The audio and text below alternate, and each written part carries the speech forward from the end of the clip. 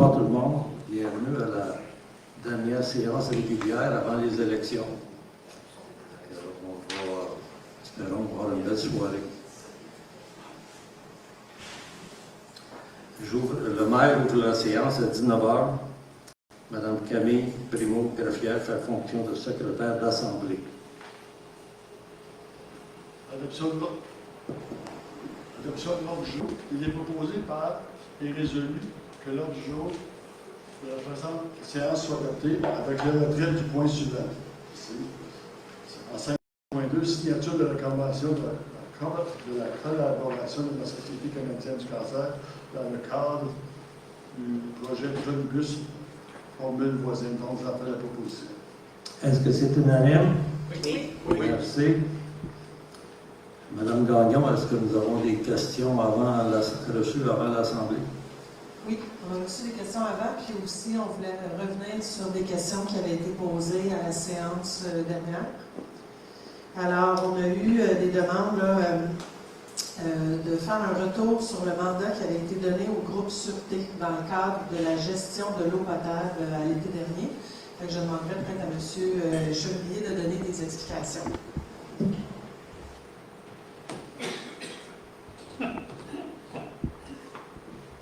Bonsoir tout le monde. Donc, concernant cette question posée à la dernière Assemblée, pour le mandat donné au groupe Sûreté, le nombre d'heures de patrouille a été de 162 heures, donc du mois de juin, aller jusqu'au 15 septembre. 162 heures de patrouille pour un coût total de 8 214,42 $. Il y a eu 20 jours de patrouille total. Il y a eu 6 constats d'infraction émis pour une valeur de 5 000 $. Merci. Ensuite, prochaine question. Il y a eu plusieurs interventions là, concernant le dossier de l'entretien des fossés dans le domaine Saint-François. Peut-être, M.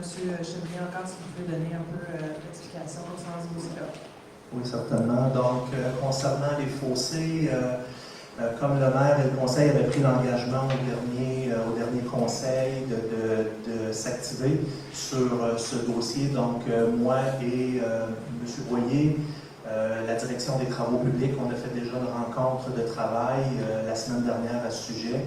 On a déjà commencé à élaborer plein de scénarios, plein d'alternatives, mais somme toute, avant d'y arriver, avant d'aller là, ce qu'on a décidé, c'est d'attendre un nouveau conseil en place et d'élaborer avec ce dernier une stratégie, c'est-à-dire éventuellement si ce conseil-là décide d'aller avec une consultation afin de cerner la problématique, ainsi de suite. Donc, on a plein d'idées en tête, une rencontre de travail a déjà été faite, mais somme toute, on va attendre de voir avec le nouveau conseil ce qu'il y en a. Parfait, merci. Maintenant, des questions reçues par courriel. On a reçu une question de Mme Catherine Larose, donc pour le conseil, la question. C'est concernant le budget 2021, alors je vais vous lire son courriel. Pouvez-vous nous expliquer pourquoi le poste budgétaire du financement de la dette est 9 fois plus élevé qu'à Saint-Lazare et 3 fois plus élevé qu'à Coteau-du-Lac au prorata des citoyens? Pouvez-vous nous donner les détails des éléments qui composent nos dettes? Autrement dit, pouvez-vous nous expliquer pourquoi 11 % de mes taxes vont au financement de la dette, alors qu'à Saint-Lazare, seulement 1,6 % y est consacré et 4 % pour Coteau-du-Lac. Donc, afin de clarifier aux membres du Conseil comment je suis arrivée à ces chiffres, je vous transmets le calcul utilisé. J'ai utilisé le dernier recensement de la population officielle disponible de 2016. Par exemple, au budget respectif de 2021, Saint-Lazare présente des coûts de financement de la dette de 490 300 $ pour une population de 19 889, soit un coût de 26 $ par citoyen. Coteau-du-Lac, on est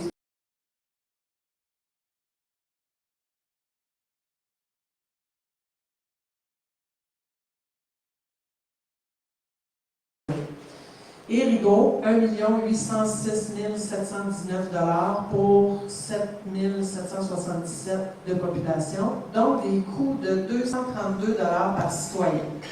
Nos frais de financement sont donc 9 fois plus élevés qu'à Saint-Lazare et 3 fois plus élevés qu'à Coteau-du-Lac au prorata des citoyens. Une autre façon de comparer est en utilisant le pourcentage des budgets qui sont dédiés au financement de la dette.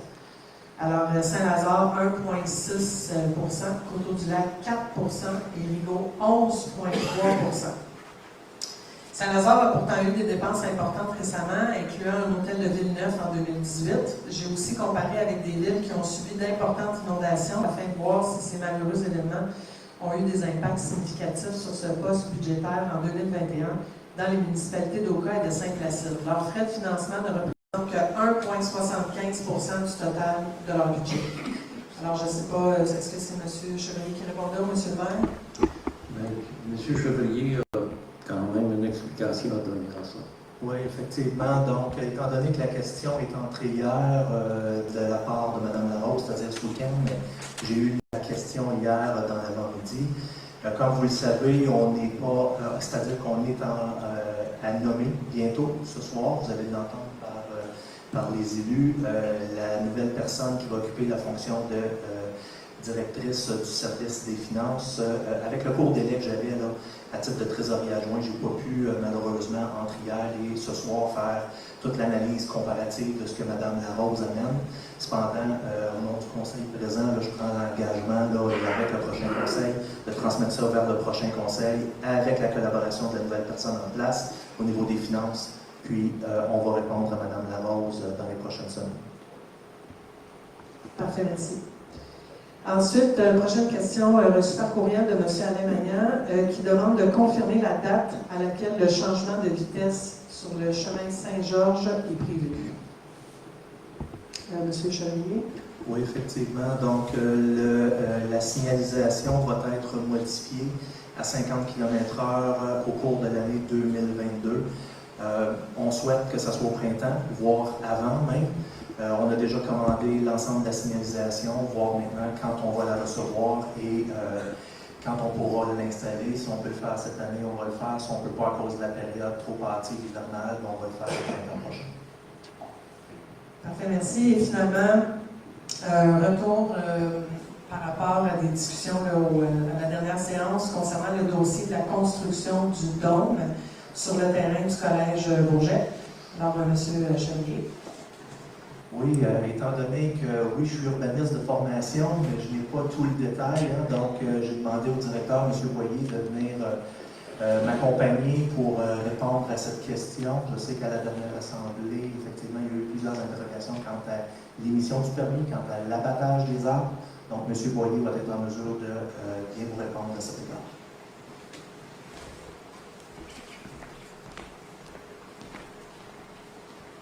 Bonsoir à tous. Pour revenir sur le dossier du permis de construction qui a été donné au Collège Bourget, on va commencer par deux précisions techniques. D'abord, dans le cadre de l'émission de ce projet-là, en même temps que l'émission de ce permis-là, il y a eu une dérogation mineure.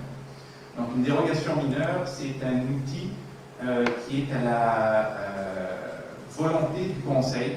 Donc, quand un citoyen, que ce soit un particulier ou un citoyen corporatif, a un projet qui n'est pas conforme à la réglementation pour certains points, tout n'est pas éligible à une dérogation mineure, il va faire une demande de dérogation mineure qui va être présentée au Conseil. C'est le Conseil qui va décider si oui ou non il accorde cette dérogation-là.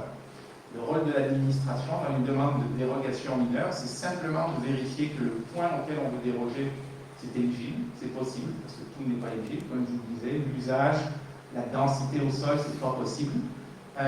De vérifier ça et de vérifier que le dossier il est adéquatement présenté, donc que le demandeur justifie sa demande comme il faut. Une fois que ça c'est fait, le dossier il est présenté au comité consultatif en urbanisme qui va recommander ou pas au conseil d'accorder ou non la demande de la dérogation mineure.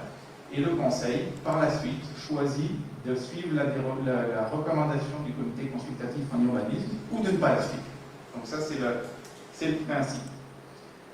Ensuite, c'est un petit point technique, mais c'est une importance par la suite dans ce dossier-là. Les services d'urbanisme émettent deux types de documents. Des permis, qui sont généralement associés à des demandes de construction, et des certificats d'autorisation, qui sont généralement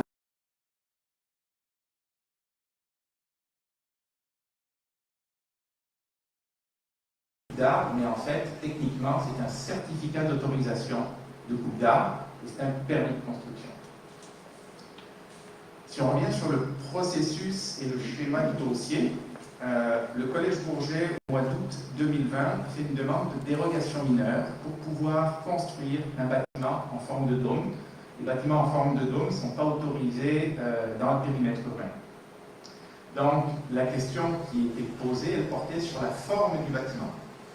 Il y a une présentation qui a été faite au CCU, basée sur les documents d'architectes fournis par le Collège Bourget, pour présenter un projet. Il y a plusieurs questions qui entouraient le projet qui ont été posées lors du CCU. Les réponses, elles ont toujours été répondues au mieux des connaissances qu'on avait, basées sur l'information qu'on avait, toujours avec le rappel de rappeler que la question qui est posée, c'est est-ce que le comité consultatif en urbanisme va recommander ou non au Conseil un bâtiment en forme de dôme. La question, elle s'arrête là. À la sortie, le CCU a recommandé favorablement au Conseil d'accorder cette dérogation mineure.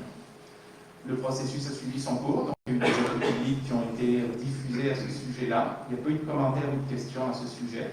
Et le Conseil, lors d'une résolution, a accepté que le Collège Bourget puisse construire un bâtiment en forme de dôme. La dérogation mineure a été accordée. À partir de ce moment-là, c'est la procédure normale d'obtention de permis qui s'ensuit.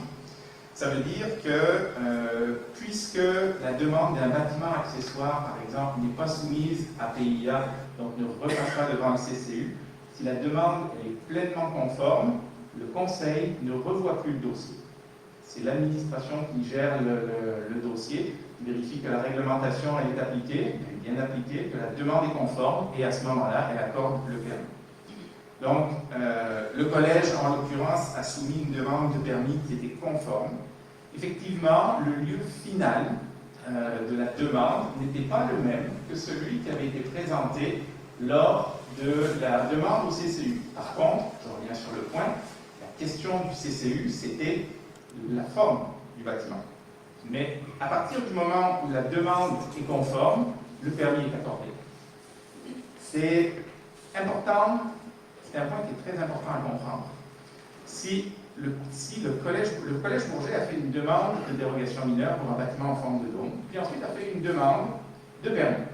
Bon, si la dérogation mineure n'avait pas été accordée, ou si le collège avait choisi de faire un terrain à découvert, ou de faire un bâtiment standard, il aurait eu son permis de plein droit à l'endroit où il voulait.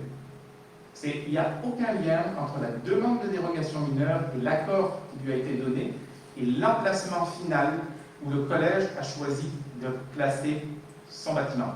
À partir du moment où c'est conforme, on doit l'autoriser. Ensuite, il y a eu des coupes d'arbres. Effectivement, il y a eu des coupes d'arbres. Et normalement, il faut un certificat d'autorisation pour couper un arbre. Sauf dans le cas où un permis est accordé par simplification administrative, si un permis de construction nécessite une coupe d'arbre, le certificat n'a pas à être demandé. Puis les certificats n'ont pas à être demandés. Les certificats d'autorisation d'occupation des lieux, par exemple, n'ont pas à être demandés. Donc c'est ça le processus complet de la demande du Collège Bourget. Donc la conclusion de ça, c'est que les démarches qui ont été effectuées par le Collège, elles étaient conformes aux exigences et à la réglementation. Si la réglementation, elle est inadaptée, ça revient au Conseil de la modifier. Mais le Collège Bourget, l'administration, le CCU, les élus, dans toutes les étapes, ont respecté les lois et ont procédé adéquatement.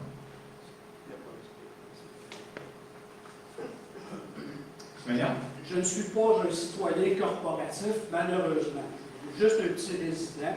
Je me suis bâti une grange, une écurie, en 2012, avec tous les permis dont j'avais besoin par l'administration et ainsi de suite, avec l'installation septique. On m'a demandé de faire un plan d'implantation. Si j'avais dérogé de ce plan d'implantation, ne serait-ce que d'1 mètre, on me serait revenu dessus. Tout à fait. On m'aurait imposé des amendes et ainsi de suite. Tout à fait. Qu'est-ce que l'administration prendre comme action contre le Collège Bourget? Aucune. Ouais. Parce que la demande de dérogation mineure, elle porte sur la forme d'un bâtiment. Le lieu qui a été soumis, il était conforme.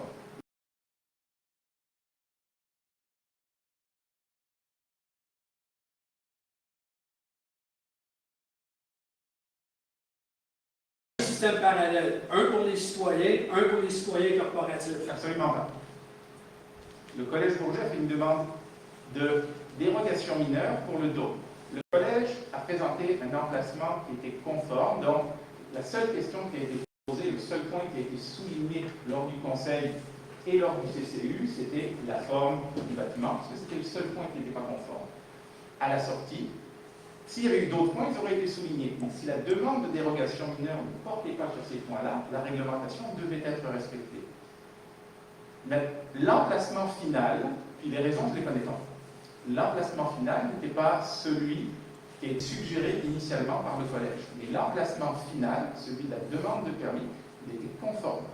Donc, on n'avait aucune raison de ne pas le refuser. Monsieur Magnan, si vous m'aviez proposé un projet avec votre grange, un emplacement conforme, que finalement vous avez dit change d'avis, je la déplace, l'emplacement est toujours Lorsque j'ai conforme, déposé mes il n'y a aucun plans, problème. je me suis assis dans le bureau de l'urbanisme, j'ai déposé mes plans, et puis quand on s'est aperçu d'où étaient nos origines, d'où on venait, on était beaucoup plus préoccupés à nous parler des anciens amours de jeunesse que de regarder les plans. Les plans, ça s'est fait comme ça se faisait dans le temps, mais ça s'est approuvé plutôt rapidement.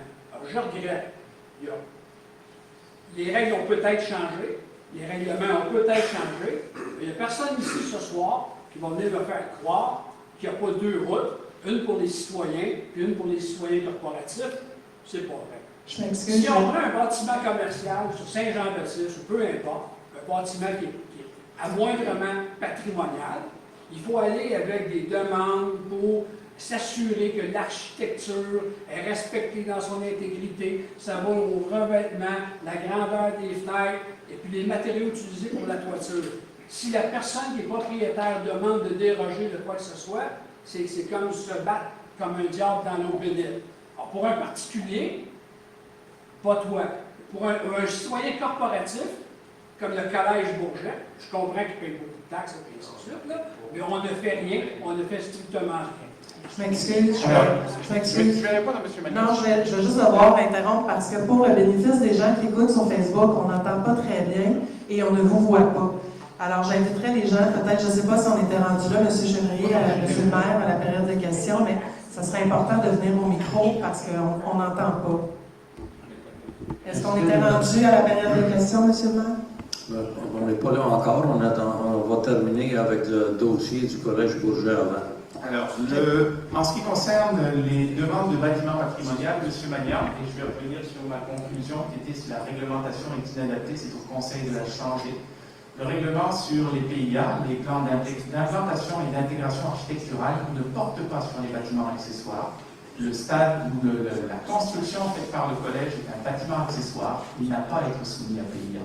Ça aurait été le bâtiment principal, il aurait respecté la réglementation et il aurait fallu l'intégration, les règles d'intégration architecturale se seraient appliquées. Ça n'est pas le cas pour un bâtiment accessoire à l'ensemble de la ville. Monsieur Noël, vous aviez une question?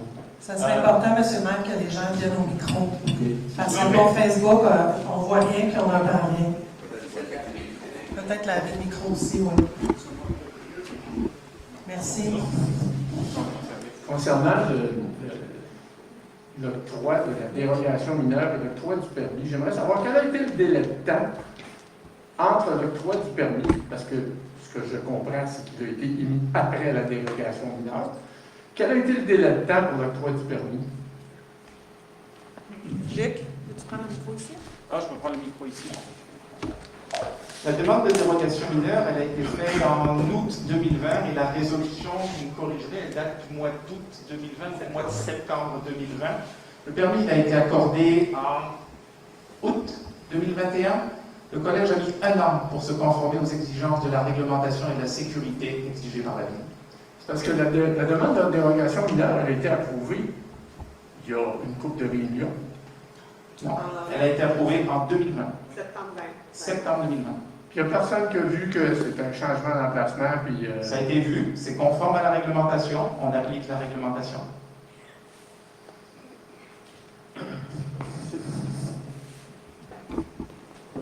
Merci, M. Laurent.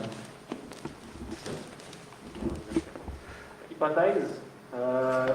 Mettons qu'on fait la soumission d'un projet, on dit un immeuble et le projet, le plan et tout, quelle aurait été démarche, ça aurait été soumis pour l'emplacement et tout, le projet complet à base de la forme du don.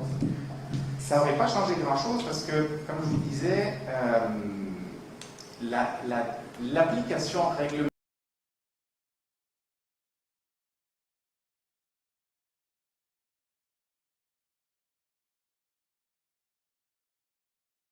la décision, elle s'est basée, mais encore une fois, la décision, elle porte sur la forme d'un bâtiment. Elle avait été acceptée ou refusée, et que les plans changent, tant que c'est toujours conforme, oui, on va le voir, mais si c'est conforme, c'est autorisé.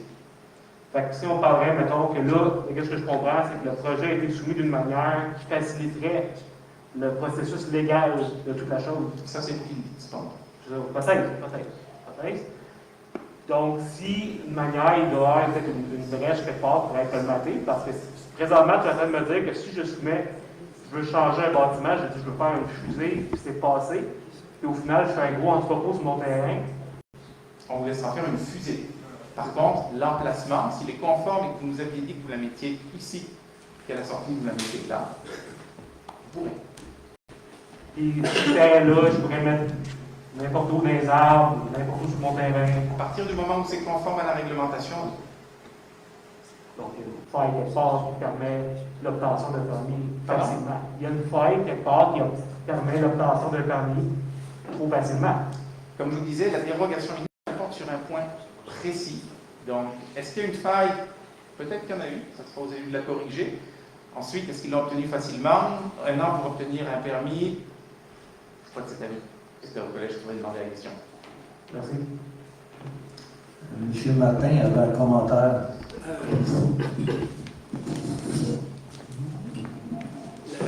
La dérogation, on est au conseil de la mauvaise direction. Je vais vous expliquer. Comme que le collège Bougette a demandé la dérogation pour le dôme, l'emplacement était par-dessus le stade de football ou de soccer existant. Si on a reçu l'emplacement réel, je suis pas mal certain que le conseil a voté contre. Parce qu'ils nous ont fait des photos, ils nous ont fait un portrait que le dôme allait être placé par-dessus le champ soccer existant et allait être pas démoli, comment j'appelle ça, outer l'été, puis remonter pour l'hiver. C'est qu'on n'a jamais eu aucun indice de la demande, de la dérogation, où que le dôme allait être planté, la façon qu'ils l'ont placé là, c'est que nous, on est resté, puis je peux demander à tout cher conseiller ici, c'est qu'on a tout compris que le dôme s'en allait sur le terrain existant. Si on est reçu qu'il y a le placé là, puis en même temps, le coupage de tous ces arbres-là, moi, personnellement, c'est un thé. Non. Nous aussi, les citoyens, on aurait dit non. Oui. Nous aussi, on Juste aurait à contesté. l'autre micro, s'il vous plaît.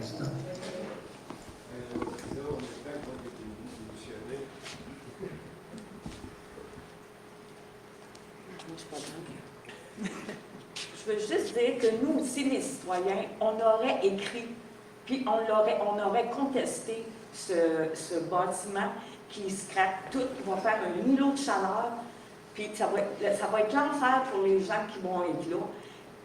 Les gens qui sont autour, là, vous imaginez le trafic qu'il va y avoir avec ces cochonneries-là? Il y en a un terrain de soccer dans le village. Sachant que la dérogation mineure, vous m'entendez? Mais Sachant que la dérogation mineure est une prérogative des élus. avec les mots. Sachant que la dérogation mineure est une prérogative des élus.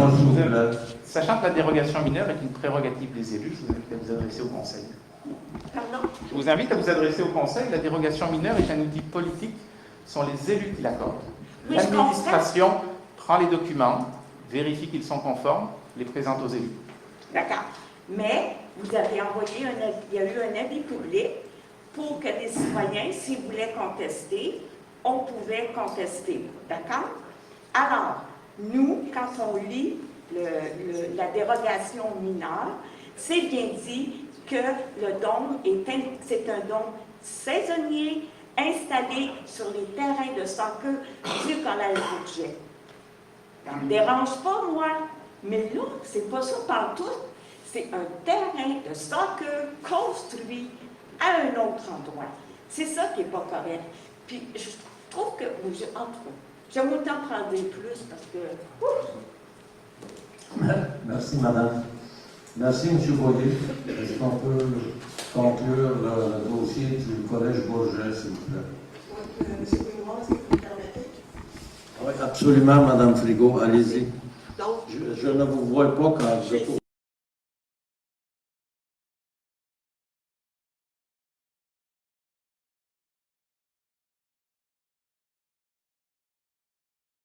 comme on peut voir, donc tout le monde a eu le même document. Comme M. Martin, si les documents avaient été déposés de la façon que ça se produit présentement, j'aurais voté contre aussi. Jamais, je faisais partie du CCU à ce moment-là, et jamais il a été question que le dôme pouvait être à un autre endroit que sur les plans qui nous avaient été présentés. Je suis contente que M. Boyer dise que c'est au Conseil maintenant à prendre des décisions, et c'est certain qu'il va y avoir des décisions. Nous avons 3 nouveaux élus ici dans la salle et je suis convaincue qu'ils vont faire un point d'honneur pour élaborer une solution parce que je crois qu'on vient d'ouvrir une porte à plusieurs personnes pour déposer des demandes de dérogation mineure et contourner le fait de faire autre chose sur leur terrain. Et je ne sais pas pour les autres élus, mais moi je vais me positionner. Je n'aurais pas voté pour cette dérogation-là. Merci, madame Frigo. Monsieur le maire, je me permets, vu qu'on est encore sur le sujet, il y a une question Facebook. Normalement, on ne fait pas ça, là, mais on pourra clore peut-être le sujet, peut-être. De Marie-Lynne Hébert, question pour les élus. Est-ce que la décision de dérogation mineure, justement, aurait été différente pour vous, les élus, si la demande avait été effectuée avec la location actuelle? Pour moi, non. Parce que de la manière que je comprends ça, la dérogation mineure, elle porte sur le fait qu'on construit un dôme en place d'un autre genre de bâtisse. À partir du moment où cette structure-là est placée sur le terrain qui appartient au Collège Bourget, et ça respecte les marges de recul, des lignes de terrain, et ainsi de suite, moi, je me sens très confortable de maintenir la dérogation mineure. Parce que ça portait seulement sur le fait qu'on construit un dôme à place d'une autre sorte de structure. Est-ce qu'il y a d'autres élus qui auraient des opinions? Mais en fait, je pense que la question était posée à tous les élus, donc ça serait important que tout le monde réponde. Madame Lohan? Bon, alors moi, je suis d'avis, je fais partie du CCU, je sais ce qui est une dérogation mineure, je sais ce qui est un permis de construction. Il ne faut pas mélanger les deux.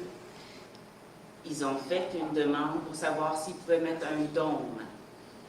La question n'était pas de savoir où, comment, pourquoi. Ça se réglerait avec le département de l'urbanisme, dans le permis. Alors, nous, on a accepté qu'ils installent un dôme sur leur terrain. Point. Bon, merci, Mme Lohan. M. Boucher? Oui, j'aurais voté pour. M. Lalonde? Également pour les mêmes raisons de Mme Lohan. Puis j'apporte un point. Il y a quelques années, j'ignore l'année, peut-être que parmi vous, il y en a qui l'ont. Quand ils ont fait le stationnement pour les autobus, ils ont coupé plusieurs érables de la même grosseur et personne qui ont eu le permis, le certificat, merci de le préciser, il y a eu le certificat d'abattage d'arbres pour le stationnement, non pas pour un don. C'est drôle. Personne On n'a pas parlé de ça, tout était conforme. Et là, on procède avec le même abattage. Monsieur Magnan, alors, s'il vous plaît. Laissez-le parler, vous parlerez après. Merci. Merci, M. Lalonde. M. Gauthier. Oui, je me souviens, moi, puis on était ensemble à toute une Marie-Claude, puis tu as insisté qu'on change de place. Absolument, que moi, je voulais continuer de rester là, d'urbanisme, puis tu as insisté. Donc, ton fil conducteur, il s'est perdu, autant le tien que le mien. Si tu penses qu'on a dû le voir, mais tu as insisté qu'on change, qu'on s'en aille de là. Qu'on s'en aille de où, M. Gauthier? Qu'on s'en aille de où? Ben non. Qu'on s'en aille du CCU? Ben non, on a choisi tous les élus, M. Gauthier. On sort tous les deux du CCU. Merci, Mme Frigo. Je pense qu'on a... Moi, j'ai voté sur ce qui m'a été présenté. Donc, les gens ont demandé un don. Le collègue Bourget a demandé un don. Puis j'ai accepté un don. Merci. Monsieur Magnan, vous avez quelque chose à rajouter? Non, c'est simplement pour dire que les temps ont changé. Mais Ce qui M. était Magnan, acceptable, tenez au micro, s'il vous plaît, Ce qui pour était acceptable respecter il y les a 20 ans, gens toujours sur le Facebook. Merci. OK. C'est tout. Est-ce qu'il y a d'autres choses, Mme Gagnon? Non, c'est beau. OK. On est rendu à la période de questions aux citoyens qui sont dans l'audience. Oui, parfait. On est rendu à cette période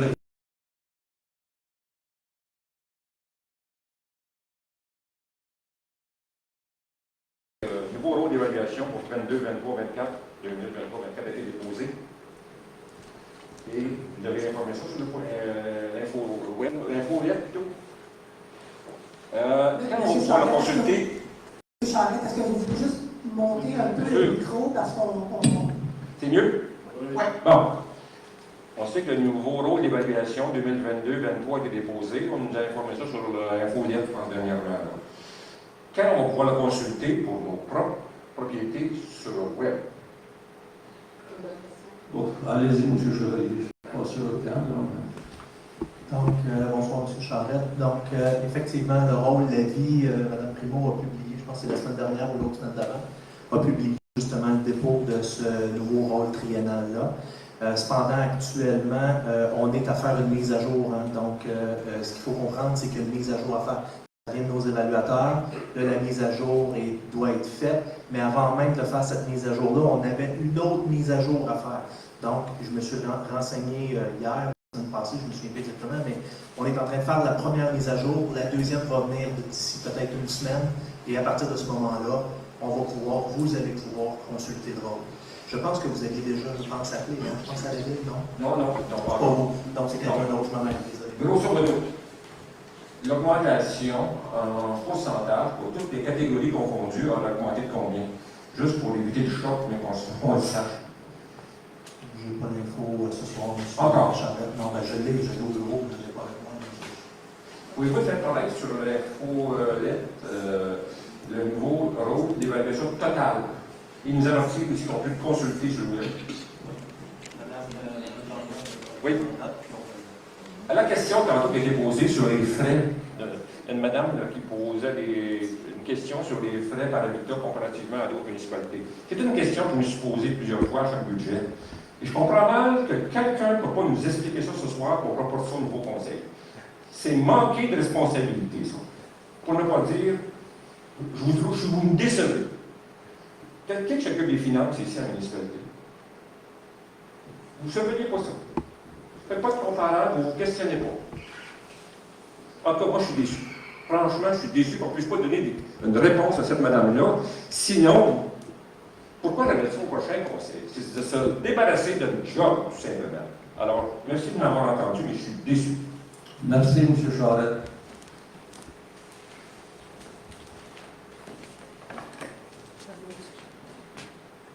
And leave it off for mettez-le pas quand vous parlez. C'est correct. Thank you for seeing it today, but it wasn't necessary. It's always like that. Ah oui, c'est ça, c'est correct. Okay. J'aimerais parler en français, c'est possible? Peut-être besoin d'introduction. Madame Delharme, merci pour avoir discuté avec moi en point de dimanche, mais vous n'avez pas répondu à mes questions. J'ai demandé aussi réponse écrite par courriel.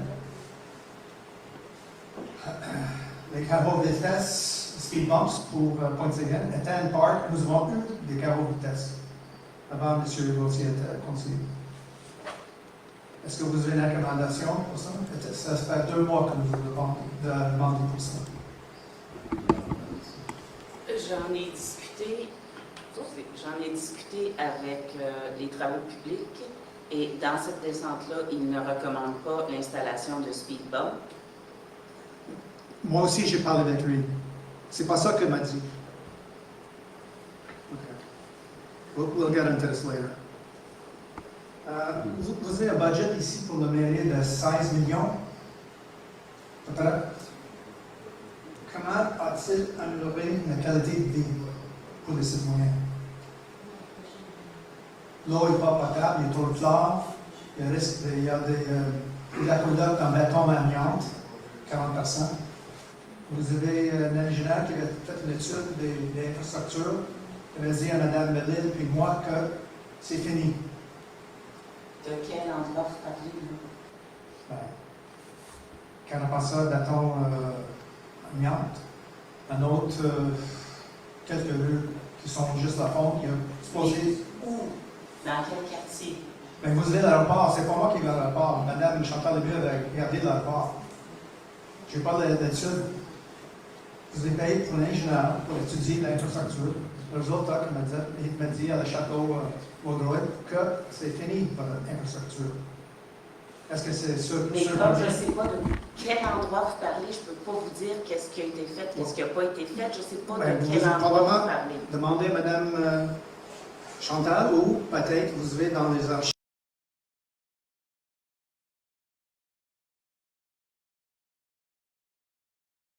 Changer, Hôtel de Ville, Sainte-Madeleine, pour être, pour plus que ce soit ensemble, ça va être l'eau séparée de l'égout. C'est ça que tu parles exactement? Ben, Tommy Thibault m'a montré le membrane qu'ils mettent dans les tuyaux, il y a une manière pour faire, mais est-ce que c'est fait dans les restes de... Ben là, c'est un processus un peu plus long, c'est pas, on ne les fait pas tous dans le même... C'est un processus sur plusieurs années. Là, cette année, ils font Hôtel de Ville, l'année prochaine. Hôtel de Ville, L'eau potable, c'est un droit fédéral aujourd'hui. Beaucoup de discussions. Oui, en lieu de fabriquer un autre travail public, les autres bâtisses conformes, tout en métal. C'est ça que le travail public m'a dit. C'est pas nécessaire de changer pour un autre endroit. Des millions investis dans ça, est-ce que c'est peut-être mieux d'aller commencer avec l'eau potable? Mais l'eau est potable. I won't drink it. Moi, je la bois tous les jours. Moi, je la bois tous les jours depuis que je suis ici. Ça fait que depuis 2005 que je bois 1 gallon d'eau par jour. Quand Mme Wilson était ici, elle m'a dit que ça sent comme une piscine. Pas la mienne. Beaucoup de chlore. L'hôtel Travel Lodge, là, Winam, disent qu'il faut qu'on retourne l'argent des clients parce que l'eau est rouge. Il y a des autres places. Il y a quelqu'un ici à la séance, dans le temps de M. Brazo, qui a montré une bouteille et dit bois-les. C'est à quelle année, ça? Ça, c'est bien, ça fait 8 ans. C'est ça?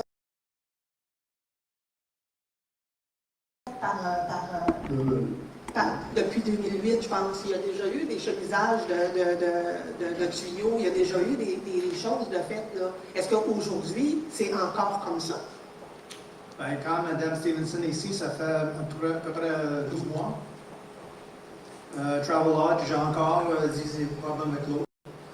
Ben, excusez-moi, j'ai des autres points. Oui. Si je trompe, je suis capable de comprendre. OK. Les apologies.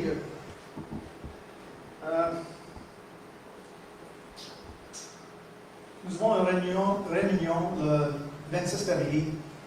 J'ai demandé permission de soulever une maison avant vous, Mme Desjumelles, directeur. Encore. Est-ce qu'on parle, M. Bradley, de votre résidence personnelle à vous? Oui. OK. Bien, écoutez, on devrait peut-être pas on devrait mieux généraliser les dossiers dossier et non sur un dossier pointu qui vous concerne personnellement, parce que il y a le BRI, le département d'urbanisme, et des gens qui s'occupent de ça. Là. Le BRI, Urbanism, MSP. Là, c'est 40.5. OK? C'est pas encore résolu. J'attends pour confirmation que Mme Palos a reçu nos documents pour l'inspection. On attend pour ces notes de cette meeting-là. C'est elle qui a dit que, attendez, je vais l'envoyer tout ça par courriel. Ça fait plus qu'un mois. Pas reçu. Est-ce qu'on va couler le béton l'hiver? Non. OK. Oh. M. Bradley, on a reçu vos documents la semaine dernière et je pense que Mme Pelas ne vous a pas répondu pour vos documents qui concernent, vous allez recevoir la réponse. Pour ce qui est de la suite de votre dossier, on a eu une rencontre il y a un mois à peu près où on vous a dit que vous pouviez procéder. Donc, on est en attente des plans pour pouvoir émettre le permis. La balle est de votre côté. D'autres questions, M. Bradley? Oui, j'ai besoin d'une signature de la ville, puis une forte recommandation Québec au MSP. Ça coûte rien pour la ville. C'est moi qui vais payer pour l'inspection, 1400. Arpenteur, 1400. Deux ingénieurs, puis un autre ingénieur est supposé de venir. Les arpenteurs 2 fois encore. Ça, c'est la demande de Mme Palos. Pour dire que est-ce que la maison est bougée. Et après, c'est fait. Demande encore les arpenteurs viennent. La manière que ça fonctionne pour avoir une signature, M. Bradley, de la ville, c'est que les départements de la ville, urbanisme et ainsi de suite, ils analysent les besoins et puis ils font la recommandation. Et puis après ça, le maire signe le document.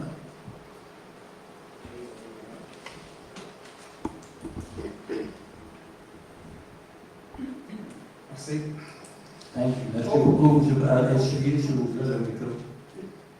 J'aimerais dire aussi que quand j'ai parlé avec les citoyens pour voter, ils m'ont dit non, c'est Mactouran.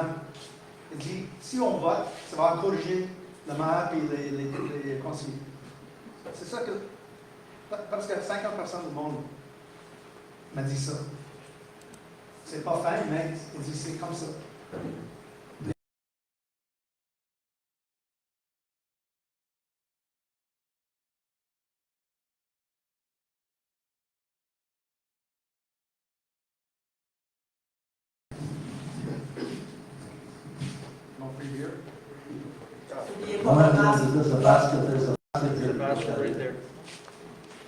And your mask. Come on, Bill. Good evening. I have one or two questions to ask.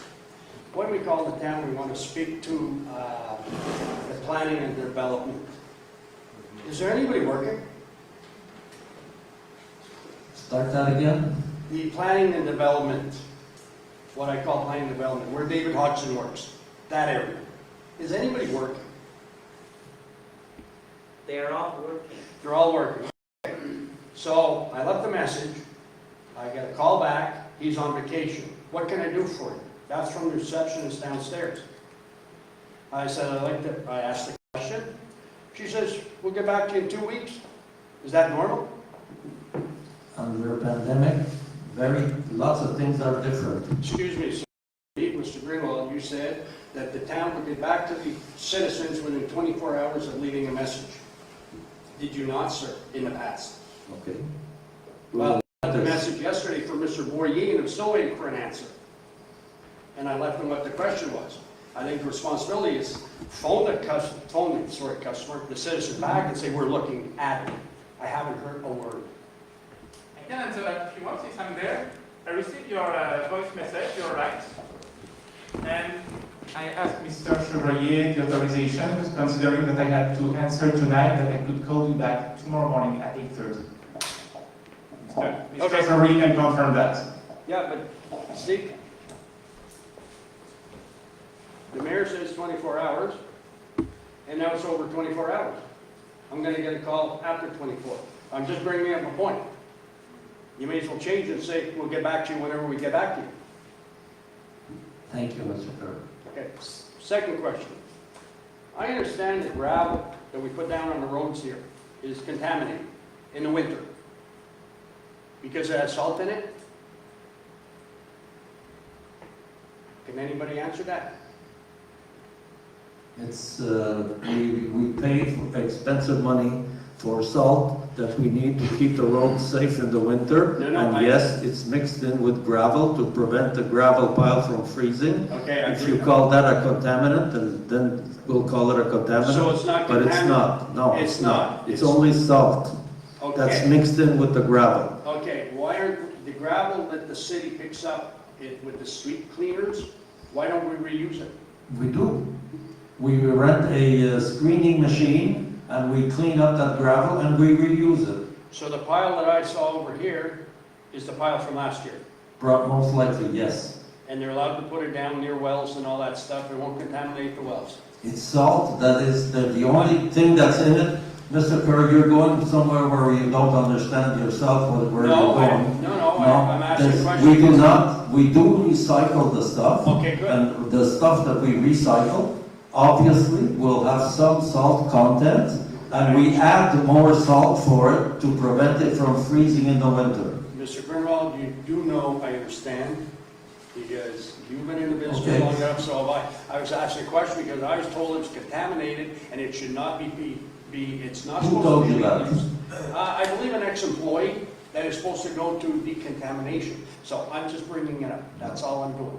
That gravel that we pick up with the sweeping machine does not go anywhere for decontamination because it is not contaminated. It's meant to have salt content in it. No, I realize it has to have Okay. salt in it. I'm not disputing that at all. Okay, thank you very much. Thank you, sir. Est-ce qu'il y a d'autres questions? Monsieur, oui, s'il vous plaît, venez au micro.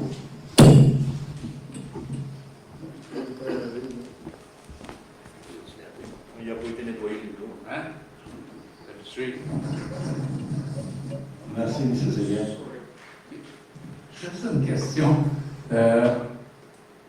Il y a plusieurs années, quand ils ont fait à la halte routière, l'îlot pour le gaz pour les voitures à la halte routière, les urbanistes dans le temps, ils obligeaient à avoir, je ne sais pas si c'est un caprice des urbanistes dans le temps, à avoir comme le toit américain.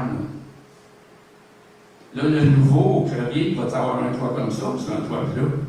Ben, il y a un toit dessus sur les ponts. Non, mais à la halte routière au Saint-Hubert. Oui. Bon, ils ont fait des toits, ils ont fait un toit sur l'îlot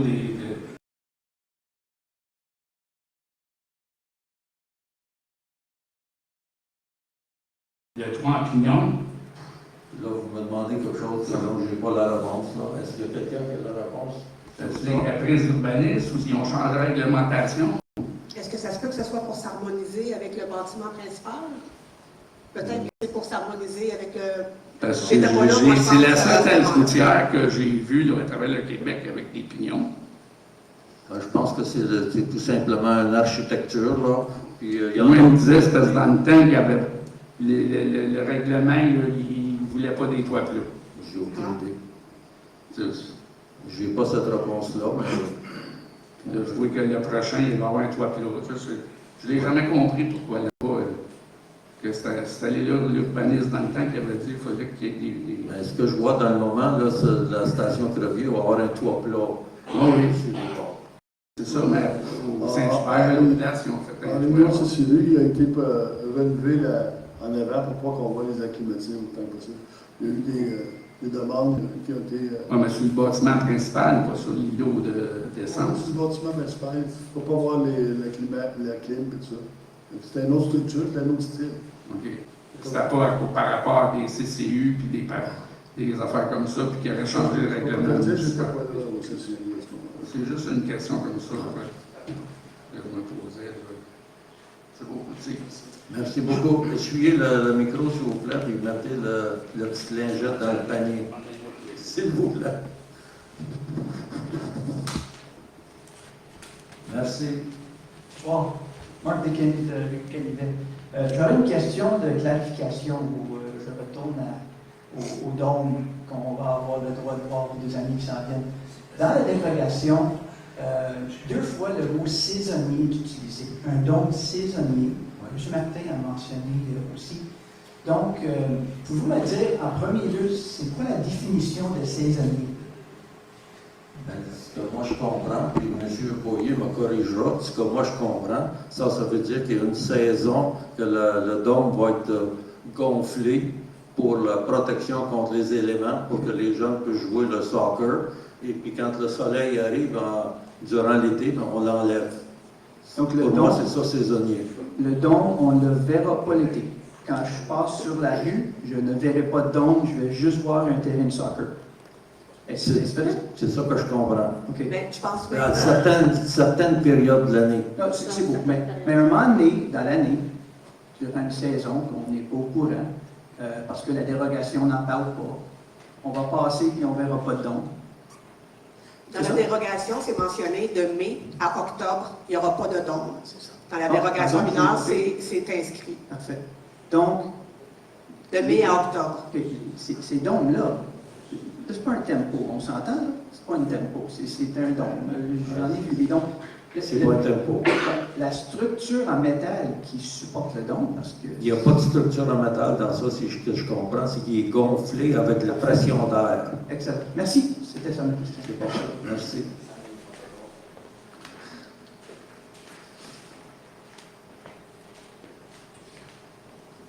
Merci beaucoup.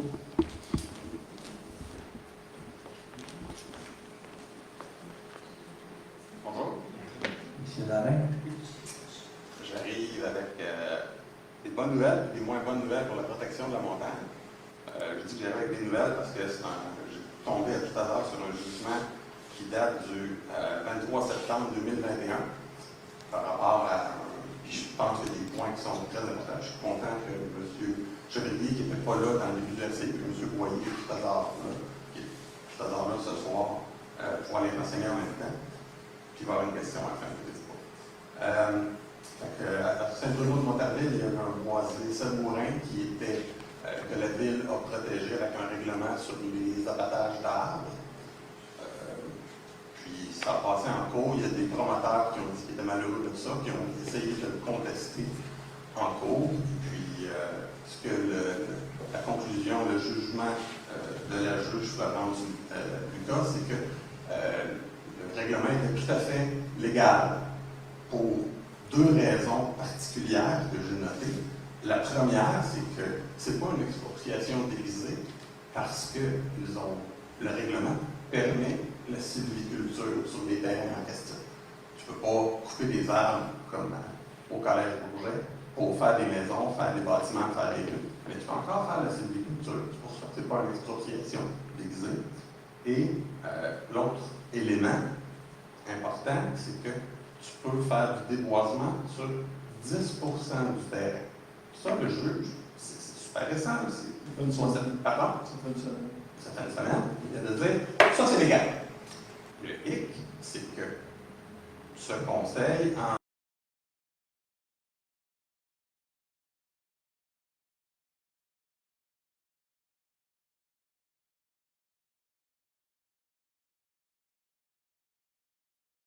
Jérémy Darcy, qui contenait entre autres expressément ces demandes-là.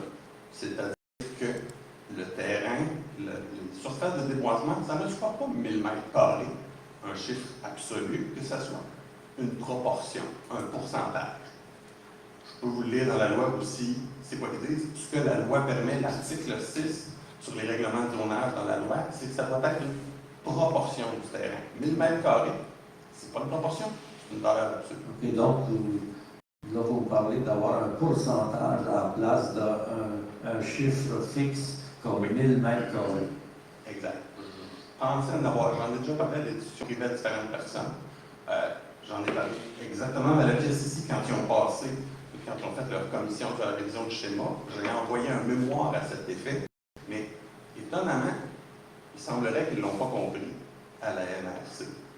Même si la ville de Rigaud l'a demandé, ces 2 éléments spécifiques-là, il n'y a rien qui a changé. Le premier plan qui a été fait, ils ont fait un cut and paste du RCI avec les erreurs qu'il y avait dedans. Dans le nouveau schéma d'aménagement, peu importe ce qui a été dit plusieurs reprises. Puis je n'ai pas été le seul qui est venu au micro ici. C'était au mois de juin 2018 qui faisait la tournée. Même s'il y a plusieurs personnes qui ont passé, puis les documents ont été envoyés, il n'y a rien qui a changé. La question pour le président du conseil, c'est pourquoi est-ce que vous avez voté pour ce schéma d'aménagement-là qui contient même pas ces deux changements-là? Essentiellement, le problème, c'est que présentement, ce schéma-là, qui a été poussé en 2016, auquel est-ce que plusieurs personnes ici n'étaient pas là, ce cut and paste-là du RCI contient deux affaires qui sont illégales. Je pourrais en parler davantage. Pourquoi est-ce que ça a passé présentement au schéma? Très bonne question. Vous savez, le schéma d'aménagement au niveau de la MRC, c'est un document important qui implique 23 municipalités.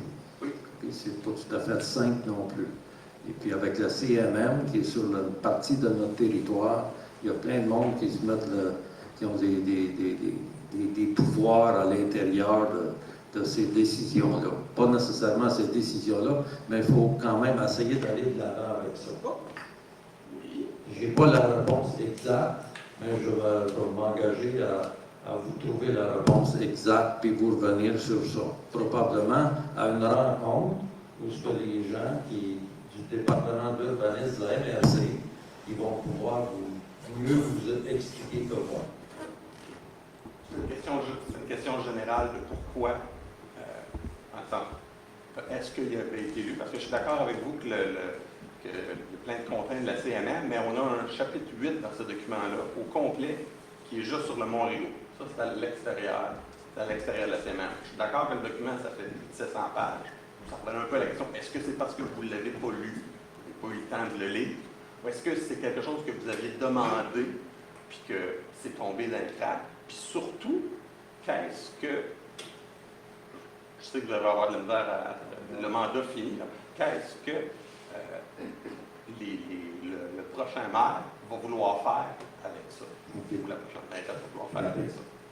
Moi, je me rappelle, quand on a parlé du schéma d'aménagement, qu'il y a plusieurs arpenteurs géomètres ainsi que plusieurs promoteurs qui ont dit que le 1000 mètres carrés, c'était pas assez. Donc, on a demandé 2000 mètres carrés. Okay? Ça a été balayé de côté, et ça n'a pas fait aucun effet. On n'a pas été capable de trouver gain de cause pour avoir du support parmi les 23 municipalités de déposer, permission de déposer 2000 mètres carrés par construction. Vous venez de dire 2000 mètres carrés par construction. Parce que si on regarde les terrains de Mountain Ranches, par exemple, qui est une drôle de place, parce qu'on ne peut plus avoir de ranch sur Mountain Ranches, mais ça, c'est un autre sujet. Si on prend un terrain de 3000 mètres carrés, que tu en déboises 2000, c'est 66%. C'est évident que ça n'a pas de bon sens. Ouais. Mais c'est pour ça que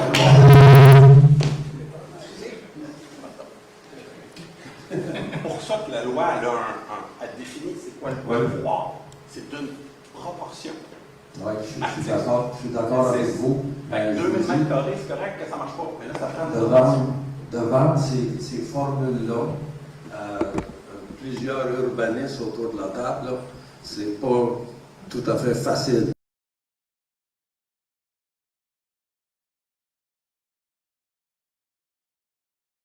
Le schéma d'aménagement révisé pour que la vie de tout le monde dans le comté de Vaudreuil-Soulanges peut continuer d'aller de l'avant. Et puis, ça a bloqué à plusieurs niveaux, je peux vous dire, puis ça a argumenté pendant longtemps. Fait que, oui, regardez, souvent, là, pour fonctionner à l'intérieur de 23 municipalités, des fois, il faut se rallier à des choses qui permettent l'ensemble d'aller par en avant. Est-ce qu'on pourrait se rallier à respecter la loi? Ah oui, regardez. C'est une proposition que je fais. Oui. Monsieur Je vais vous donner des nouvelles, M. Larrey. J'avais une question pour vous, M. Larrey. Oui. Quel pourcentage qu'ils ont réussi à avoir sur leur terrain, sur les citoyens? Bien là, vous dites que la réglementation a été rejetée. Il y a eu... Le règlement de Rigaud Il n'y a rien à changer. C'est un cut and paste du règlement de contrôle intérimaire qui limitait à 1000 m² pour l'utilisation résidentielle. Maintenant, le terrain doit faire 10 000 m² minimum. Donc, 10 %. Le même 10 % qu'à Saint-Bruno-de-Montarville. Ça, c'est correct. C'est un terrain plus grand. Il faut que tu puisses utiliser ton terrain plus grand. Donc, il faut que tu aies un pourcentage de plus. Donc, si le terrain fait 20 000 pieds carrés, c'est 10 20 000 mètres carrés. À ce moment-là, c'est 10 du 20 000 mètres carrés. Ça fait 2000. C'est ça que vous parlez, là? Oui. OK. C'est ça. Juste ça. Bon, je vais vous assurer, M. Lareine, dans ces circuits-là, de tout ce beau monde-là, c'est pas la logique et le bon sens qui prédomine souvent. Je suis d'accord. Mais quand il y a des choses, quand il y a des gens qui peuvent payer des avocats pour faire valoir la loi, eux autres, ils envoient des pourvois en contrôle judiciaire, puis ils réussissent à faire changer la loi. Le règlement, plutôt. Ça, c'est une démonstration qu'il y a des choses illégales dans le règlement. C'est juste dommage que les gens qui ont l'argent de payer des dizaines de milliers de dollars d'avocats, eux autres peuvent obtenir justice. Puis les gens qui sont juste le trou de venir parler au micro, ça me coûte moins cher de payer des avocats, mais il n'y a pas de réparation. Comme vous savez, M. Lareine, protéger le Mont-Rigaud, c'est une mission. Oui. Okay? C'est une mission. Puis il y a des gens qui ont commencé ça. Nous autres, on est arrivés, on a fait un bout, on a créé la fiducie, on fait tout parce que c'était le vœu de la population de Rigaud de conserver le Mont-Rigaud puis mettre en place la protection du Mont-Rigaud. Oui, ils ont réussi à le conserver tout en respectant la loi. Oui. Moi, tout ce que je demande, c'est que Rigaud respecte la loi. Puis c'est déjà arrivé en 2003, il me semble que c'est en 2003, ma déconstruction est arrivée, puis qui a encore là poursuivi la ville, puis on a obtenu gain de cause parce que le règlement de zonage que Rigaud avait adopté était basé sur un schéma illégal. Mais présentement, c'est la même chose. Ben, là, c'est pas le problème. Ça, c'est un problème. Il faut l'adresser. Sinon, si on fait des règlements qui sont illégaux, ils vont pouvoir être contournés par ceux. Monsieur Lareine, il faut que des gens comme vous restez là pour continuer à se battre pour protéger le Mont-Rigaud. Merci. Monsieur le maire. Monsieur Martin. Oui. Je voudrais juste répondre à quoi ce qui se passe à MRC. Nous, les élus, il y a beaucoup de choses. Ça ne nous arrive pas à nos oreilles. OK? Quoi ce qui se passe dans les 23 municipalités, c'est comme que M. Lareine dit, c'est que, si je vérifie au conseil, c'est qu'il y a bien des informations. Nous, on a un magistrat qui est assis au MRC. Donc, 8 ans que M. le maire est assis au conseil du MRC, jamais une fois qu'on a eu, nous, une assemblée ou une rencontre avec M. le maire pour nous expliquer quoi qui se passe là. Merci, M. Martin. Okay. Est-ce qu'il y a d'autres questions? La dernière question, on peut commencer nos travaux. M. Manon. Oui. On a vu les derniers mois que la sécurité sur nos routes, c'était quand même un des objectifs, on va dire, de réduire la vitesse, plutôt pour vraiment sécuriser et favoriser la mobilité. Je voulais savoir, c'est quoi les plans pour sécuriser la nouvelle intersection qu'on va avoir de Crevier et le Tim Hortons, qui est à côté de l'intersection à Lumière, de que j'ai compris. Parce que, comme j'ai compris, c'est l'intersection de Crevier, la nouvelle station d'essence, est à côté de l'intersection à Lumière. Ben, écoutez, il y a une étude de circulation qui a été faite pour ce coin-là. On n'a qu'à se remettre à cette étude-là, puis regarder s'il y a moyen de changer quelque chose, mais je pense que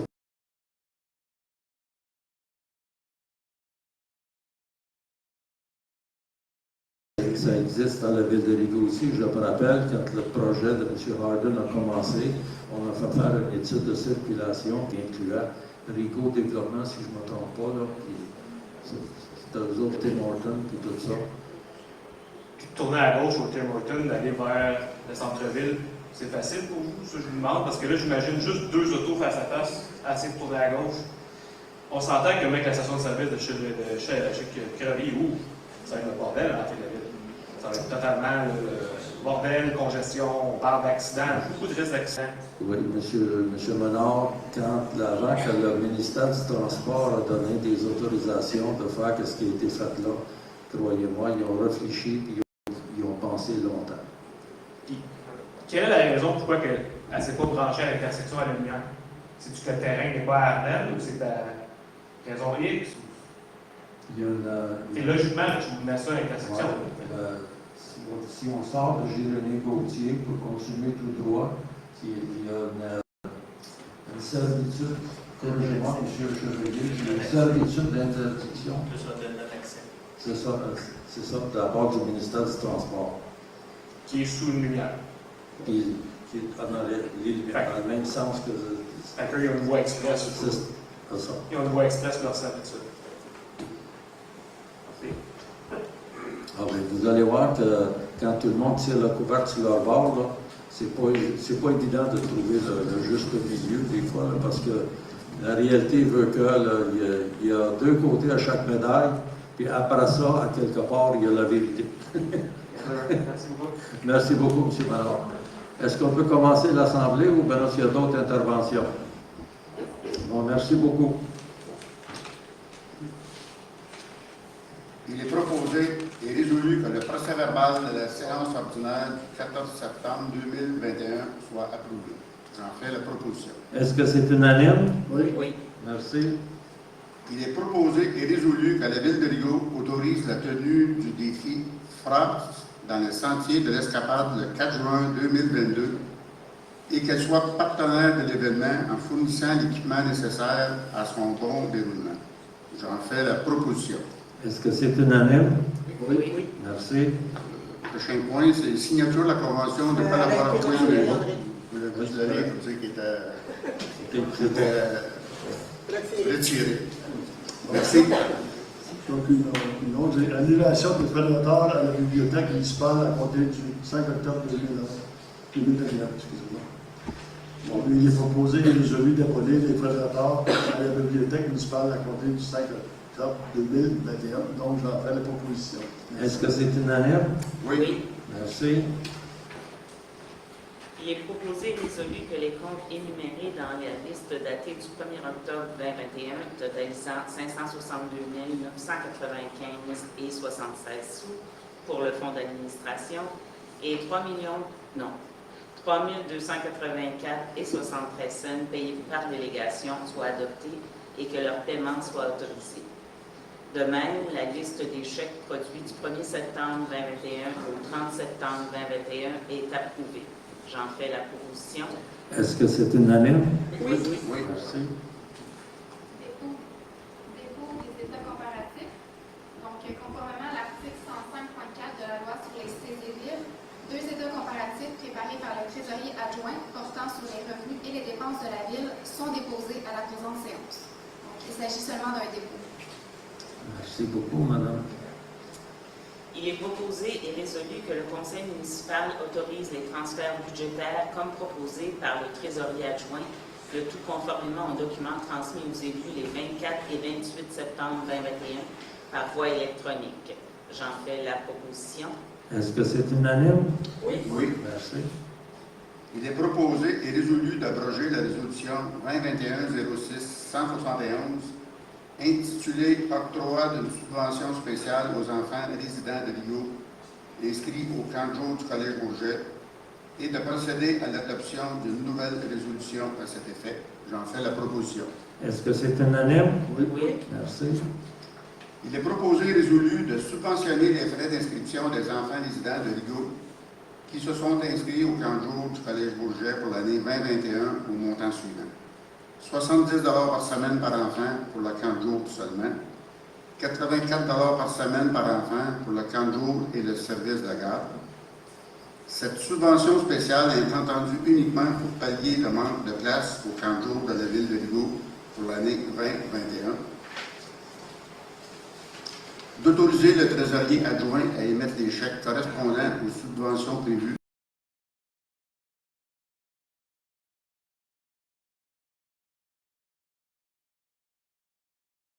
Collège Bourget pour un montant total ne dépassant pas 25 000 $ payables par le poste budgétaire 02 230 08 419.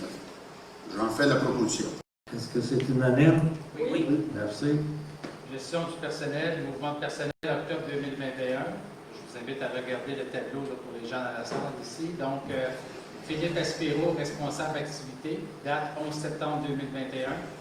Florence Garand, responsable activité loisirs, 18 septembre 2021. Florence Garand, surveillante activité loisirs, 5 octobre 2021. Andrea Léonard, responsable activité loisirs, 18 septembre 2021. Nicolas Gauvin, surveillant activité en loisirs, 5 septembre 2021. Mathis Ranger, sauveteur activité aquatique, 5 septembre. Excusez-moi, 5 octobre. Alicia Garofalo, sauveteur aquatique, 5 octobre. Service technique et des infrastructures, Christian Tremblay-Séguin, journalier saisonnier, 23 septembre. Fin aux emplois, liés aux emplois, Félix Sabourin, journalier saisonnier, Ève Chevrier, aide jardinière. Donc, j'en fais donc la proposition. Est-ce que c'est unanime? Oui. Merci. Il est proposé et résolu à la suite de la recommandation de la Direction générale d'octroyer à Mme Mégane Roy sa permanence au poste de technicienne à la documentation, aux archives et au greffe, de statut régulier à temps plein, et ce, rétroactivement au 22 septembre 2021. Alors, j'en fais la proposition. Est-ce que c'est unanime? Oui. Merci. Il est proposé et résolu de prendre acte de la démission de Mme Joanne Plante du poste de directrice des finances et de la trésorerie et de mettre fin à son emploi à compter du 9 septembre 2021. La Ville de Rigaud remercie Mme Plante pour le service rendu à la communauté depuis le 25 juin 2019 et lui souhaite bonne chance dans ses projets. J'en fais donc la proposition. Est-ce que c'est unanime? Oui. Il est proposé et résolu à la suite de la recommandation de la Direction générale de créer le poste d'agent à l'information, service de l'urbanisme, de statut temporaire à temps plein, et ce, pour une période d'1 an. J'en fais la proposition. Est-ce que c'est unanime? Oui. Merci. Il est proposé et résolu qu'à la suite de la recommandation de la Direction générale d'embaucher Mme Sarah Roson au poste d'agente à l'information au service de l'urbanisme, de statut temporaire à temps plein, et ce, pour une période de 1 an à partir du 25 octobre 2021. Le poste est régi par la Convention des employés de col blanc. J'en fais donc la proposition. Est-ce que c'est unanime? Oui. Merci. Il est proposé et résolu à la suite de la recommandation de la Direction générale d'embaucher Mme Micheline Derry au poste de directrice de service des finances et de la trésorerie, de statut de cadre à l'essai, à temps plein, et ce, à compter du 25 octobre 2021. Les conditions du poste sont établies dans le contrat d'embauche et le manuel des politiques et modalités du personnel de direction de la Ville de Rigaud. Alors, j'en fais la proposition. Est-ce que c'est unanime? Oui. Gestion personnelle, il est proposé et résolu à la suite de la recommandation de la Direction générale que le Conseil approuve le manuel de politique et modalités du personnel de direction de la Ville de Rigaud, daté du 29 septembre 2021, que les clauses du dit manuel entrent en vigueur dès son adoption. J'en fais la proposition. Est-ce que c'est unanime? Oui. Merci. Gestion de personnel. Il est proposé et résolu à la suite de la recommandation de la Direction générale d'entériner la recommandation de la Direction générale en lien avec ce dossier et de prendre la mesure visée par le dit rapport. J'en fais la proposition. Est-ce que c'est unanime? Oui. Merci. Il est proposé et résolu d'autoriser la désaffectation de 2 véhicules de marque et modèle Dodge Caravan 2013 et 2014 à l'unité publique afin de les retirer du domaine public et d'autoriser M.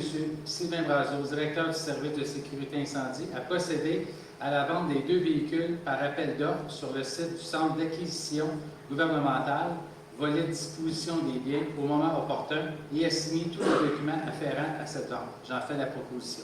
Est-ce que c'est unanime? Oui. Merci. Il est proposé et résolu à la suite de la recommandation de la Direction des services techniques et des infrastructures que le Conseil autorise la location de la virée sur le lot 4 024 701 sur la rue Saint-François appartenant à la compagnie des constructions Pival Inc. pour la somme de 600 $ plus taxes pour l'année 2022. Le tout payable pour le budget d'opération, poste budgétaire 02 320 00 500.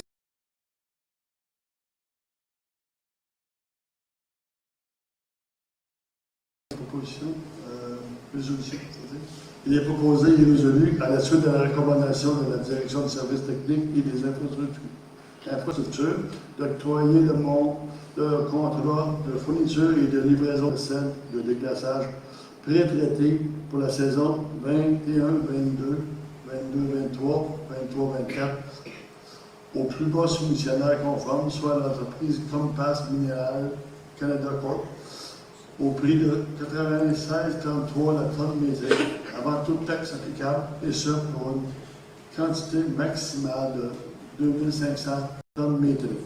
La dépense annuelle par saison du contrat sera du montant maximal de 240 825, plus taxe applicable, le tout payable par le poste budgétaire 02 330 00 638. Donc, j'en fais la proposition. Est-ce que c'est unanime? Oui. Merci. Une autre résolution, il est proposé et résolu à la suite de la recommandation formulée par la Direction du service technique et d'infrastructure d'octroyer le contrat pour la fourniture, la livraison, la disposition de divers matériaux granulaires pour les années 22, 23 et 24, avec option de renouvellement pour 25 et 26, au plus bas soumissionnaire conforme, soit l'entreprise DGL Inc., au prix annuel de 117 335,50 et ce, avant toute taxe applicable. Le tout payable par le poste budgétaire 02 320 00 621 et 02 330 00 621. Donc, j'en fais la proposition. Est-ce que c'est unanime? Oui. Merci.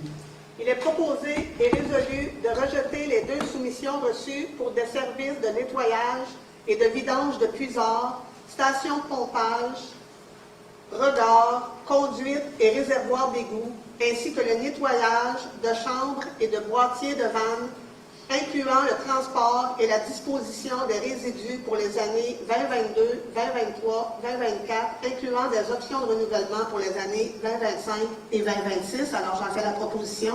Est-ce que c'est unanime? Oui. Merci. Il est proposé et résolu conformément aux articles 573 et suivants de la loi sur les cités et villes d'autoriser la préparation et le lancement d'un appel d'offres public pour des services de nettoyage et de vidange de puisards, stations de pompage, regards, conduites et réservoirs d'égout, ainsi que le nettoyage de chambres et de boîtiers de vannes, incluant le transport et la disposition des résidus pour les années 2022, 2023 et 2024, incluant des options de renouvellement pour les années 2025 et 2026, conformément aux articles 573 et suivants de la loi sur les cités et villes, deuxième appel d'offres. Alors, j'en fais la proposition. Est-ce que c'est unanime? Oui. Oui, c'est. Donc, une autre proposition. Il est proposé et résolu à la suite de la recommandation formulée par la Direction du service technique et des infrastructures que le Conseil renouvelle le contrat 2020 STIR 04 pour la fourniture d'essence ordinaire et de diesel pour les véhicules et équipements motorisés, ainsi que pour la fourniture de réservoirs à essence ordinaire et diesel avec pompe, pistolet et système de gestion pour la période comprise entre le 1er janvier 22 et 31 décembre 22 inclusivement à Énergie Sonic Inc., conformément au document d'appel d'offres et l'excédent par une dépense maximale annuelle de 100 000, plus taxes applicables, le tout payable par le budget d'opération. Donc, j'en fais la proposition. Est-ce que c'est unanime? Oui. Merci. Et il est pour une autre résolution. Il est proposé et résolu à la suite de la recommandation émise par la Direction du service technique et des infrastructures que le Conseil renouvelle le contrat 2020 STIR 05 par le service entrepreneur en électricité pour une période comprise entre le 1er janvier 2022 et le 31 décembre 2022, inclusivement l'entreprise d'électricité de Rigaud Inc., de tout selon la méthode de révision des taux inscrite à la clause 2.02, variant du prix du contrat pour la dépense maximale annuelle de 30 000 plus les taxes applicables, le tout payable par les postes budgétaires sur la. Il y en a plusieurs, donc vous pouvez regarder. Donc, j'en fais la proposition. Est-ce que c'est unanime? Oui. Merci. Il est proposé et résolu que le Conseil autorise l'acquisition du lot numéro 4 025 605 pour la somme de 1 $, dans le cas des inondations historiques, cession de terrain pour allocation de départ du 44 rue Pacifique d'Amour. Mandate Maître Diane Caron, notaire, pour la préparation des documents et actes donnant plein effet à la présente résolution.